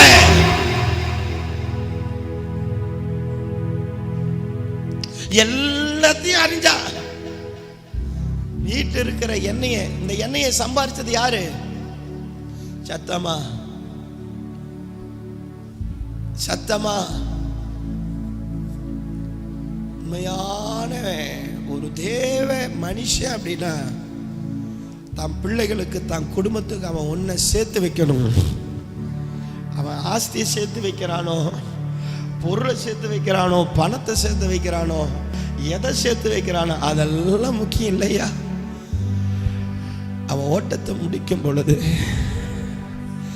அவன் ஒரு குடம் நிறைய எண்ணெயை சேர்த்து வச்சு தான் முடிச்சு. வாழ வைக்கிற எண்ணெய், வாழ்வு தருகிற எண்ணெய், அடிமை சனத்தின் நுகங்களை உடைக்கிற எண்ணெய், அவர்களுக்கு நித்திய ஜீவனை கொடுக்கிற எண்ணெய், அவர்கள் வாழ்க்கை, அவர்கள் குடும்பத்தை கட்டுகிற எண்ணெய்.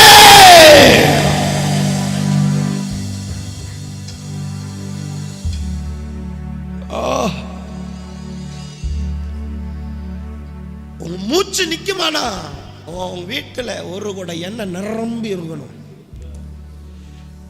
எதுல நிரம்பி இருந்தது? எண்ணெயால நிரப்பித்தான் ஓட்டத்தை முடிச்சான்.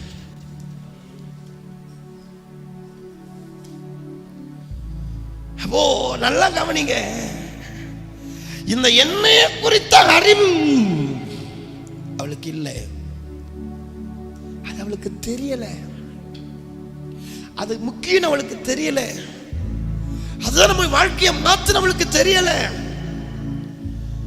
கொஞ்சமாவது அவ கணவனையாவது கவனிச்சிருக்கலாம் வேண்டாமா? என் கணவர் எதை சேர்த்து வைக்கிறார், என்னைய சேர்த்து வைக்கிறார். எத்தனை உபவாசத்தோட, எத்தனை கண்ணீர், எத்தனை வேதனை, எத்தனை நொறுக்குதல், எத்தனை எத்தனை அழுத்தம் அதுல பிசைஞ்சு வந்தது தானே எண்ணெய். எண்ணெய் என்பது சும்மா வராதுங்க, நொறுக்கப்பட்டு தான் வரும். எத்தனை பேருக்கு கடலை தெரியும்? தெரியாதா? அந்த எண்ணெய் ஆற்ற இடத்துக்கு எத்தனை பேர் போயிருக்கிறீங்க? அந்த கடலை பருப்பை கொண்டு போய் அந்த செக்காடுவாங்க, அந்த செக்கு கல்லில் போட்டு அப்படி ஒரு புழிஞ்சா அடிச்சுமா சக்கையா மாறினா அப்ப வரும் பாருங்க எண்ணெய். இவன் சும்மா எண்ணெயை சம்பாதிக்கல, சக்கையா மாறித்தான் சம்பாதிச்சான். ஒரு கரும்பு பார்க்கறதுக்கு இனிக்காது, அது இருந்து சார் ருசியா வரணும்னா அது சிக்கலாக்களை சிக்கி பிசைஞ்சப்படை போலதான் சாறு வெளியே வரும். அதனாலதான் நான் சொல்றேன், வீணா உபத்திரப்படாம, வீணா கஷ்டப்படாம நீயே உன்னை ஜபத்துல வருத்திக்க, என்னையை பாப்பாய். இன்னைக்கு எது என் முக்கியத்துவம்?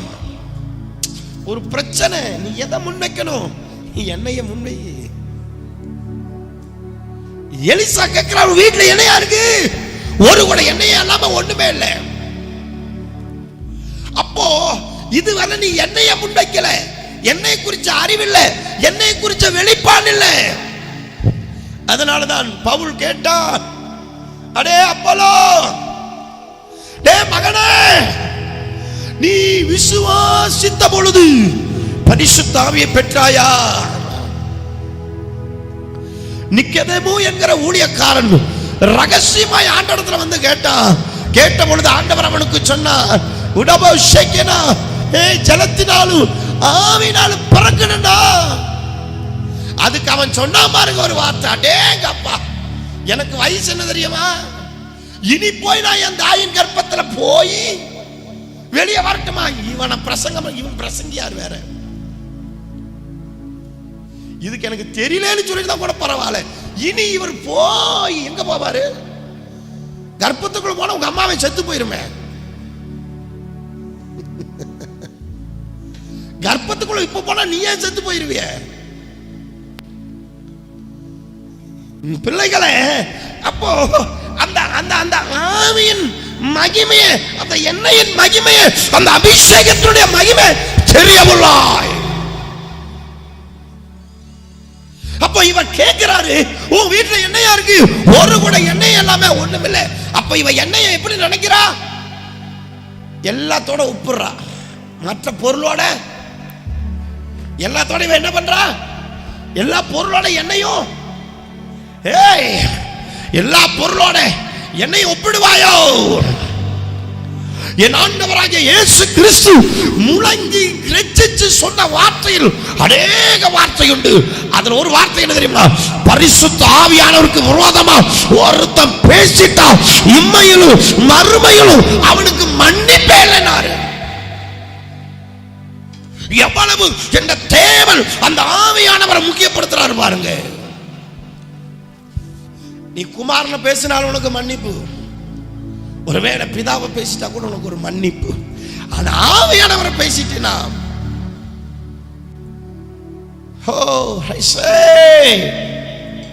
இவ எல்லாத்தோட ஒப்பிடுறா. தான் வீட்டு இருக்கிற எல்லா பொருளோட எதை ஒப்பிடுற? என்னையும் ஒப்பிடுறா.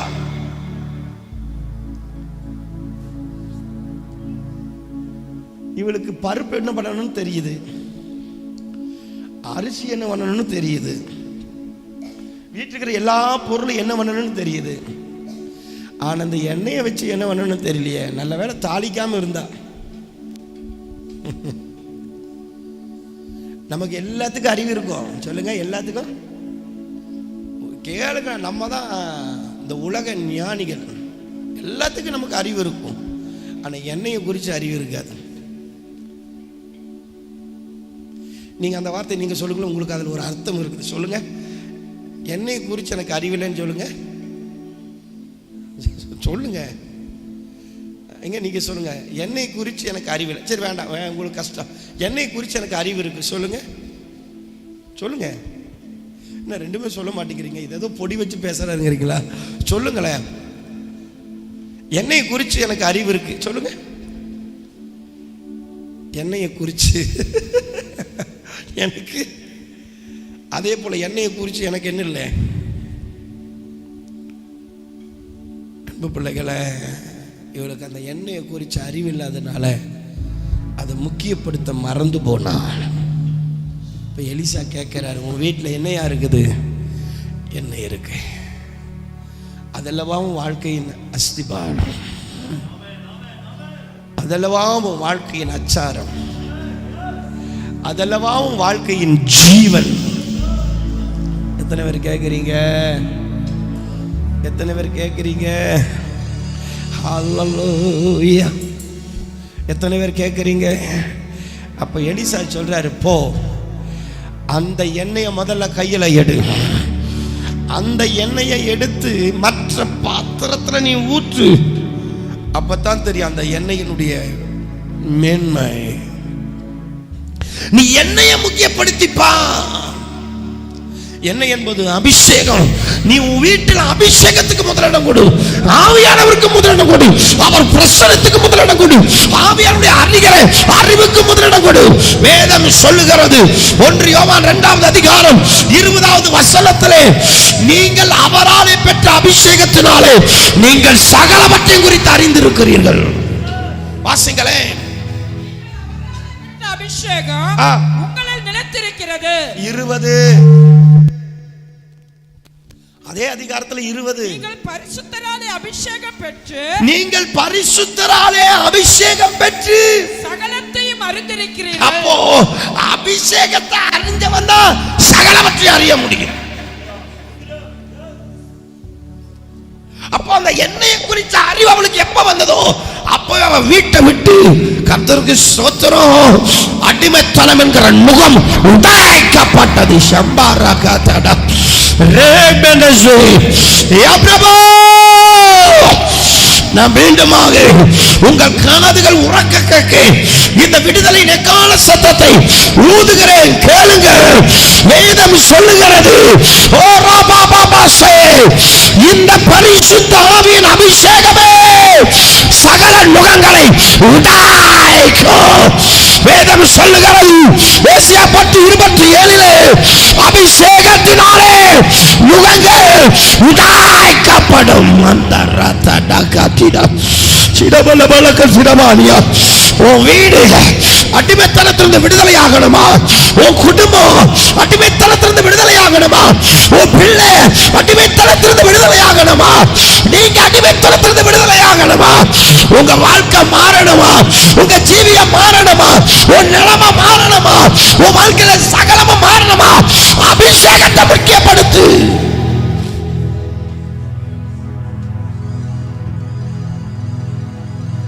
இன்னைக்கு பெற்றோர்கள் பிள்ளைகளை பார்த்து சொன்னாங்க, ஏய் படி, ஏய் படி, ஏய் படி, ஏய் படி, காலையில படி, நைட்டு படி, மத்தியானம் படி, முதல் மார்க் வாங்கு, செகண்ட் வாங்கிறாத, முதல்ல வாங்கு, படி படி படி. ஏன்னா இங்க மண்டையில பிக்ஸ் பண்ணிட்டாங்க. என்ன தெரியுமா? படிச்சா தான் உனக்கு வாழ்க்கை. இல்லைன்னு சொல்லலை, ஆனா படிப்பு தான் உனக்கு வாழ்க்கையின் அஸ்திவாரம் இல்லை. கரவலாடுகளுக்கு பின்னாடி சுத்துனமணியே ராஜாவாக்கினது அல்லவா அபிஷேகம்.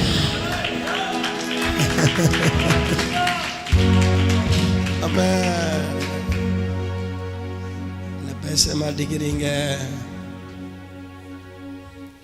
ஆடுகளுக்கு பின்னாடி சுற்றி திரிந்தவன் தேசத்தை ஆள்றவனா மாறினது அபிஷேகம் அல்லவா?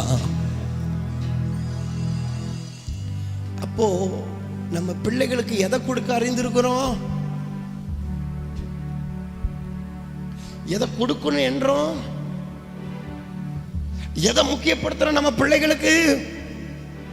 நம்ம குடும்பத்துல எதுக்கு முக்கியத்துவம் கொடுக்கிறோம்? நம்ம மனமும் நம்முடைய எண்ணமும் நம்முடைய இருதயம் எது மேல முக்கியத்துவம் போகுது? இன்னைக்கு ஆண்டவரே சொல்லுங்க, அப்பா,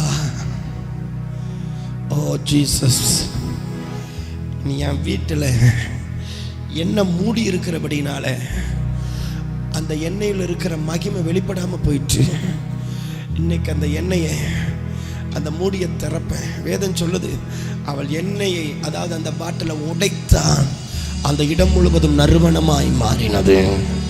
அது விலையேற பெற்றதையா? உங்க வாழ்க்கையில விலை மதிக்க முடியாத மிகுமையான காரியம் நடக்கணுமா? உன் புத்திக்கு எட்டாத காரியம் நடக்கணுமா? உன் அறிவுக்கு எட்டாத காரியம் நடக்கணுமா?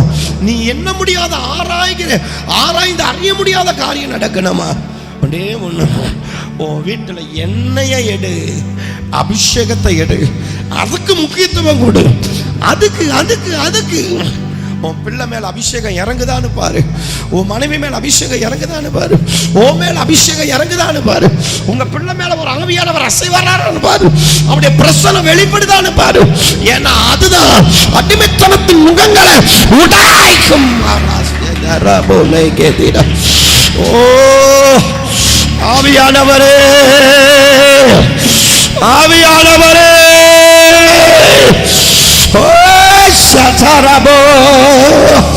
எல்லாரும் ஆவில நிறைஞ்சு ஒரு சரணத்தை பாடலாமா? நேரம் இல்லை, வேகமா எல்லாரும் ஜீவ தண்ணீர் நீரே என் தாகம் தீர்க்கும் பெருமாளை உம்மாவியை உற்றோ ஜீவ தண்ணீர் நீரே என் தாகம் தீர்க்கும் ஊற்றே ஆலோசனை காற்றே உம்மாவியை உற்றோ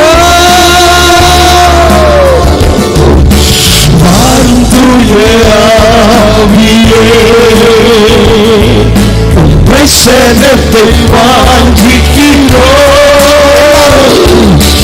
வல்லமையாய் என்னை நிறைத்து ஆவியை வாழும் தூய அப்பா, என் பிரசனமே, என் அபிஷேகமே, வல்லமையாய் என்னை நிறைத்து ஆளுகை சேராதா பாபா அக்கினியும் நீரே பெரும் காற்று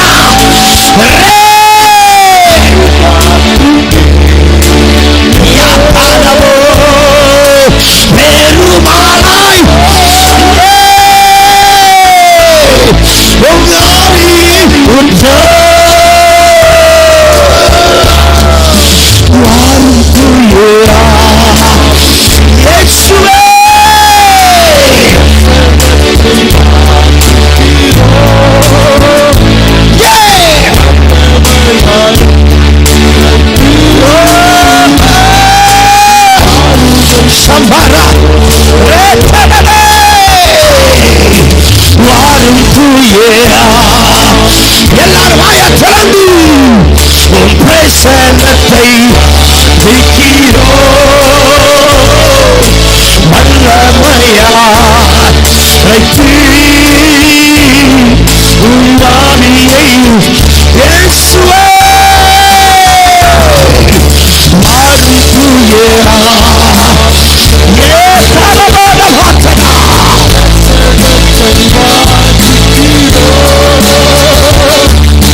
வல்லமையா உம்மாவியை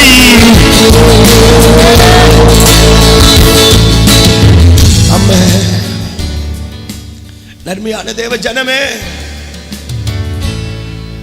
அங்க எலிசா இந்த தேவ மனிதன் சொன்ன ஆலோசனை என்ன தெரியுமா? அந்த மனிதனை கொண்டு தேவன் சொன்ன ஆலோசனை என்ன தெரியுமா? அந்த எண்ணெயை கையில எடு. நீ கையில் எடுக்க வேண்டிய ஒரு காரியம் உண்டு. உன் கை பிடித்திருக்க வேண்டிய ஒரு காரியம் உண்டு. ஆண்டவர் மோசேக்கு சொன்னார், கோலை பிடித்து என்றார். இங்கே எலிசா அவளுக்கு சொல்றார், நீ அபிஷேக தைலத்தை கையில பிடி. அதை பிடி. சாம்பலுக்கு சொல்லும் பொழுது சொன்னார், தைல கொம்ப பிடி. அதை விரும்பியா விடாத. அபிஷேகத்தால நிரப்பு. அபிஷேக தைலத்தால நிரப்பு. அதான் உன் காரியத்தை ஜெயமாக்கும். அதை உன் தொழிலை ஜெயமாக்கும். அதை உன் பிள்ளைய வாழ வைக்கும். அதை உன் குடும்பத்தை வாழ வைக்கும். இன்னும் நான் சொல்லட்டா, மரிச்சவனையும் உயிர்ப்பிக்கிறது அபிஷேகம் அல்லவா? ஒருவேளை அந்த தீர்க்கதரிசி மரித்தே போனாலும் அவனை எழுப்புகிறது அபிஷேகம் அல்லவா? உணர்ந்த எலும்புகளே, நீங்கள் உயிரிழவீர்கள். அவர் ஆவியை அனுப்பப்படும் பொழுது நீங்கள் உயிரிழவீர்கள். அந்த அபிஷேகம் உன்னை உயிர்ப்பிக்க. அந்த அபிஷேகம் உன்னை உயிர்ப்பிக்க. அந்த அபிஷேகம் உன்னை உயிர்ப்பிக்க. அந்த அபிஷேகம் உன்னை உயிர்ப்பிக்க.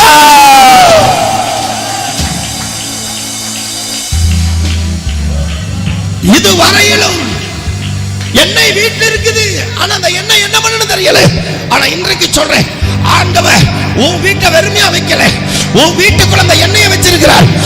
அந்த எண்ணெய் என்பது வாக்கு தத்தம் நமக்கு தரப்பட்டு இருக்கிறது. வாக்கு தத்தம் பிதா கொடுத்திருக்கிறார்.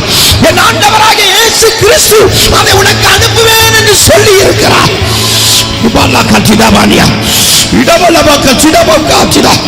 இன்றைக்கு அதை பிடி. இன்றைக்கு அதை பெற்றுக. இன்றைக்கு அந்த மகிமையை பெற்றுக. எல்லாரும் எல்லாரும் இதோ அந்த மகிமை, அந்த மகிமை, அந்த மகிமை, அந்த மகிமை இறங்கி வரட்டும். இறங்கி வரட்டும். எத்தனை பேர் அந்த எண்ணெயை எடுக்கிறீங்க? எத்தனை பேர் அந்த எண்ணெயை பிடிக்கிறீங்க? எத்தனை பேர் கடந்த எண்ணெயை எடுக்குது? எத்தனை பேர் அந்த அபிஷேக தைலத்தை எடுக்குது? எத்தனை பேர் அந்த ஆவியானவரை முக்கியப்படுத்துறீங்க? அபிஷேகம், அபிஷேகம், அபிஷேகம், ஆவியானவர், ஆவியானவர். ஆவியோட துதிப்பேன், ஆவியோட ஆராதிப்பேன், ஆவியோட ஜெபிப்பேன், ஆவியில நடப்பேன், ஆவியானவரால் ஆலோசனைப்படி ஜீவிப்பேன். ஆவியானவர், ஆவியானவர், அபிஷேகம், அபிஷேகம், அபிஷேகம். எசேக்கியேல் சொன்னார், கணங்கால் போதாது, முழங்கால் போதாது, இடுப்பளவு போதாது, கழுத்தளவு போதாது. நான் நீந்த வேண்டாம், நான் நீந்த வேண்டாம், நான் மூழ்க வேண்டாம். இன்னைக்கு எத்தனை பேர்? இன்றைக்கு எத்தனை பேர்? இன்றைக்கு எத்தனை பேர்? இன்றைக்கு எத்தனை பேர்? இன்றைக்கு எத்தனை பேர்? இன்றைக்கு எத்தனை பேர்? இன்றைக்கு எத்தனை பேர்? இன்றைக்கு எத்தனை பேர்? இப்பா இப்பா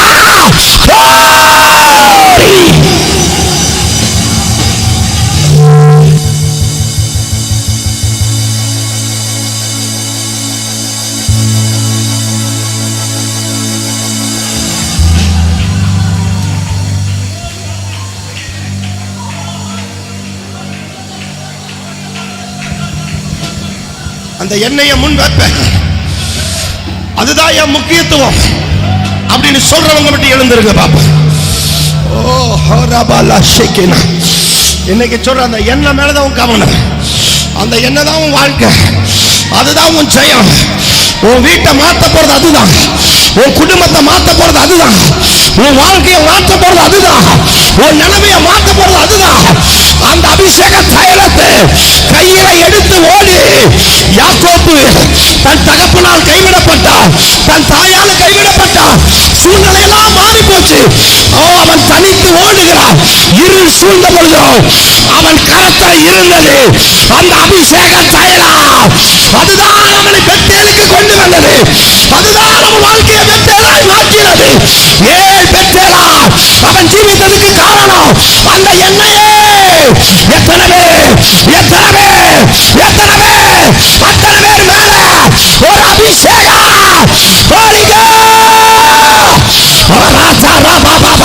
விடாத விடாத விடாத. எல்லாரும் ஆவியிலே, எல்லாரும் ஆவியிலே, எல்லாரும் ஆவியிலே, எல்லாரும் ஆவியிலே, எல்லாரும் ஆவியிலே. Holy Ghost fire, Holy Ghost fire, Holy Ghost fire. Regedele. அபிஷேகம், அபிஷேகம், அந்த வல்லமை, அந்த அபிஷேகம் இறங்குவதாக, இறங்குவதாக. அந்த அபிஷேகம், அந்த வல்லமை இறங்கட்டும், இறங்கட்டும், பற்றி அறியட்டும், பற்றி அறியட்டும். அந்த அபிஷேகம் ஒவ்வொருவர் மேலும் ஊற்றப்படட்டும், ஊற்றப்படட்டும், ஊற்றப்படட்டும், ஊற்றப்படட்டும். இறங்கட்டும், இறங்கட்டும், இறங்கட்டும், இறங்கட்டும். அந்த அபிஷேகம் பற்றி அறியட்டும், பற்றி அறியட்டும், பற்றி அறியட்டும். கொழுந்து விட்டு அறியட்டும், கொழுந்து விட்டு அறியட்டும்.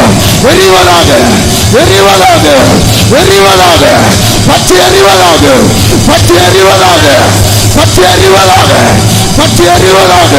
அந்த அபிஷேகம், அந்த அபிஷேகம், அந்த அபிஷேகம் எரியட்டும், எரியட்டும், எரியட்டும், எரியட்டும்.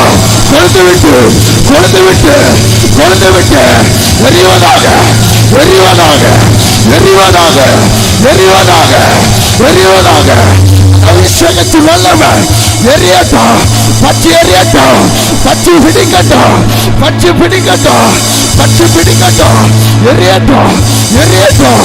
அந்த அபிஷேகத்தின் வல்லமை, அந்த அபிஷேகத்தின் வல்லமை இறங்குவதாக, இறங்குவதாக, இறங்குவதாக. பற்றி பிடிப்பதாக, பற்றி பிடிப்பதாக, பற்றி பிடிப்பதாக, பற்றி பிடிப்பதாக. கொழுந்து விட்டு, கொழுந்து விட்டு ஒவ்வொருவர் மேலும் பற்றி பிடிக்கட்டும். எரியட்டும், எரியட்டும், எரியட்டும், எரியட்டும், எரியட்டும். நிரப்பட்டும் ஒவ்வொருவரையும். அந்த அபிஷேகம், அந்த எண்ணெய் இறங்கட்டும், அந்த எண்ணெய் ஒவ்வொருவர் மேலும் இறங்கட்டும். அந்த அபிஷேக எண்ணெய் பற்றி பிடிக்கட்டும். ஓ இறங்கட்டும், இறங்கட்டும், இறங்கட்டும். ஓ எரியட்டும், எரியட்டானவரே, எரியட்டானவரே. அந்த அபிஷேகம் எரியட்டானவரே, எரியட்டானவரே. ஒவ்வொருவரையும் பற்றி பிடிக்கட்டானவரே, பற்றி பிடிக்கட்டானவரே.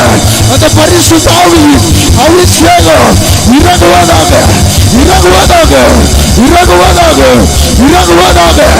பற்றி பிடிப்பதாக, பற்றி பிடிப்பதாக, பற்றி பிடிப்பதாக, பற்றி பிடிப்பதாக. கொழுந்து விட்டு, கொழுந்து விட்டு எரியட்டும், எரியட்டும்.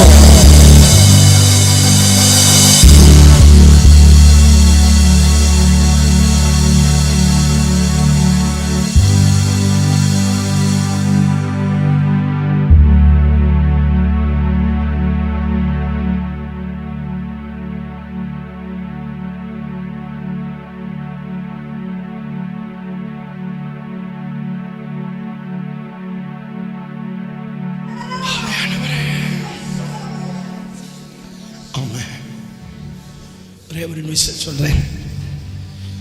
முதல் தடவை அந்த கடன் கொடுத்தவர்களை அவன் பார்த்த பொழுது அவள் இருதயத்தில் பயம், அவள் இருதயத்தில் நடுக்கம், அவள் இருதயத்தில் இருள். ஐயோ என்ன அவமானம், நிந்த, பயம், திகில், கலக்கம், கவலை. ஆனா என்னைய கையில எடுத்த உடனே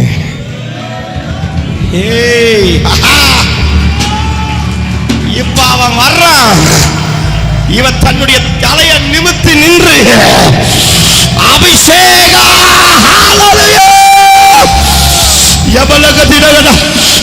சொல்றேன், எல்லா சூழ்நிலையும் மாற்றக்கூடிய அந்த அபிஷேகமே அந்த எண்ணெயை கையில் எடுக்கிறவங்க மேல நான் இப்பவும் சொல்றேன், உன் வீட்டை மாத்துறேன், உன் சூழ்நிலையை மாத்துறேன், உன் நிலவரத்தை மாத்துறேன், உனக்குள்ளான யாவத்தையும் மாத்துறேன். அந்த அபிஷேக தைலம் உன் வீட்டை நிரப்பட்டா, உன் குடும்பத்தை நிரப்பட்டா, உன் வாழ்க்கையை நிரப்பட்டா. வேதம் சொல்லுகிறது, ஜெபிக்கிற வீட்டிலே அவர் நிரப்பினாரா, துதிக்கிற வீட்டிலே அவர் நிரப்பினாரா, ஆராதிக்கிற வீட்டிலே அவர் நிரப்பினாரா. உன் வீடு ஜெப வீடா மாறட்டும், உன் வீடு ஆராதிக்கிற வீடா மாறட்டும், உன் வீடு அபிஷேகத்தால் நிரப்பப்படும்.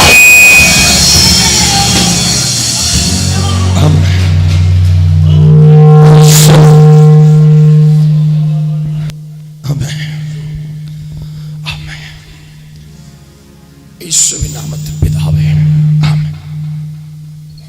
கர்த்தருக்கு ஸ்தோத்திரம்.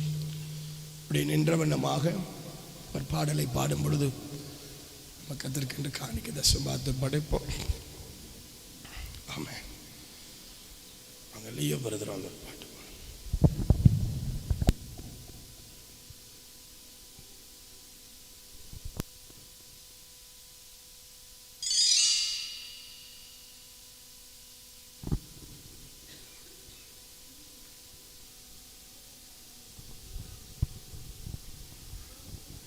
உமக்கு பிரியமானதை செய்ய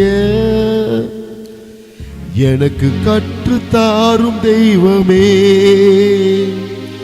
உமக்கு பிரியமானதை செய்ய எனக்கு கற்றுத்தாரும் தெய்வமே. நீரே என் தேவன், உன் நல்ல பரிசுத்த ஆவியானவர் செம்மையான வழியிலே நடத்த வேண்டுமே, செம்மையான வழியிலே நடத்த வேண்டுமே. மேக சம்பமே, அக்கினி சம்பமே, வேண்டும் தெய்வமே துணையாளரே. மேக சம்பமே, அக்கினி சம்பமே, வேண்டும் தெய்வமே துணையாளரை. உம்மை நோக்கி என் கைகளை உயர்த்தி உயர்த்தி மகிழ்கின்றேன் ஐயா. உம்மை நோக்கி என் கைகளை உயர்த்தி உயர்த்தி மகிழ்கின்றேன் ஐயா. வறண்ட நிலம் தவிப்பது போல் என் ஆன்மா உமக்காக ஒவ்வொரு நாளும் ஏங்கி ஏங்கி தவிக்கின்றேன் ஐயா. ஏங்கி ஏங்கி தவிக்கின்றேன் ஐயா. எனது ஏக்கமே, எனது பிரியமே, எனது பாசமே, எனது ஆசையே, எனது ஏக்கமே, எனது பிரியமே, எனது பாசமே, எனது ஆசையே. உமக்கு பிரியமானதை செய்ய எனக்கு கற்றுத்தாரும் தெய்வமே. உமக்கு பிரியமானதை செய்ய எனக்கு கற்றுத்தாரும் தெய்வமே.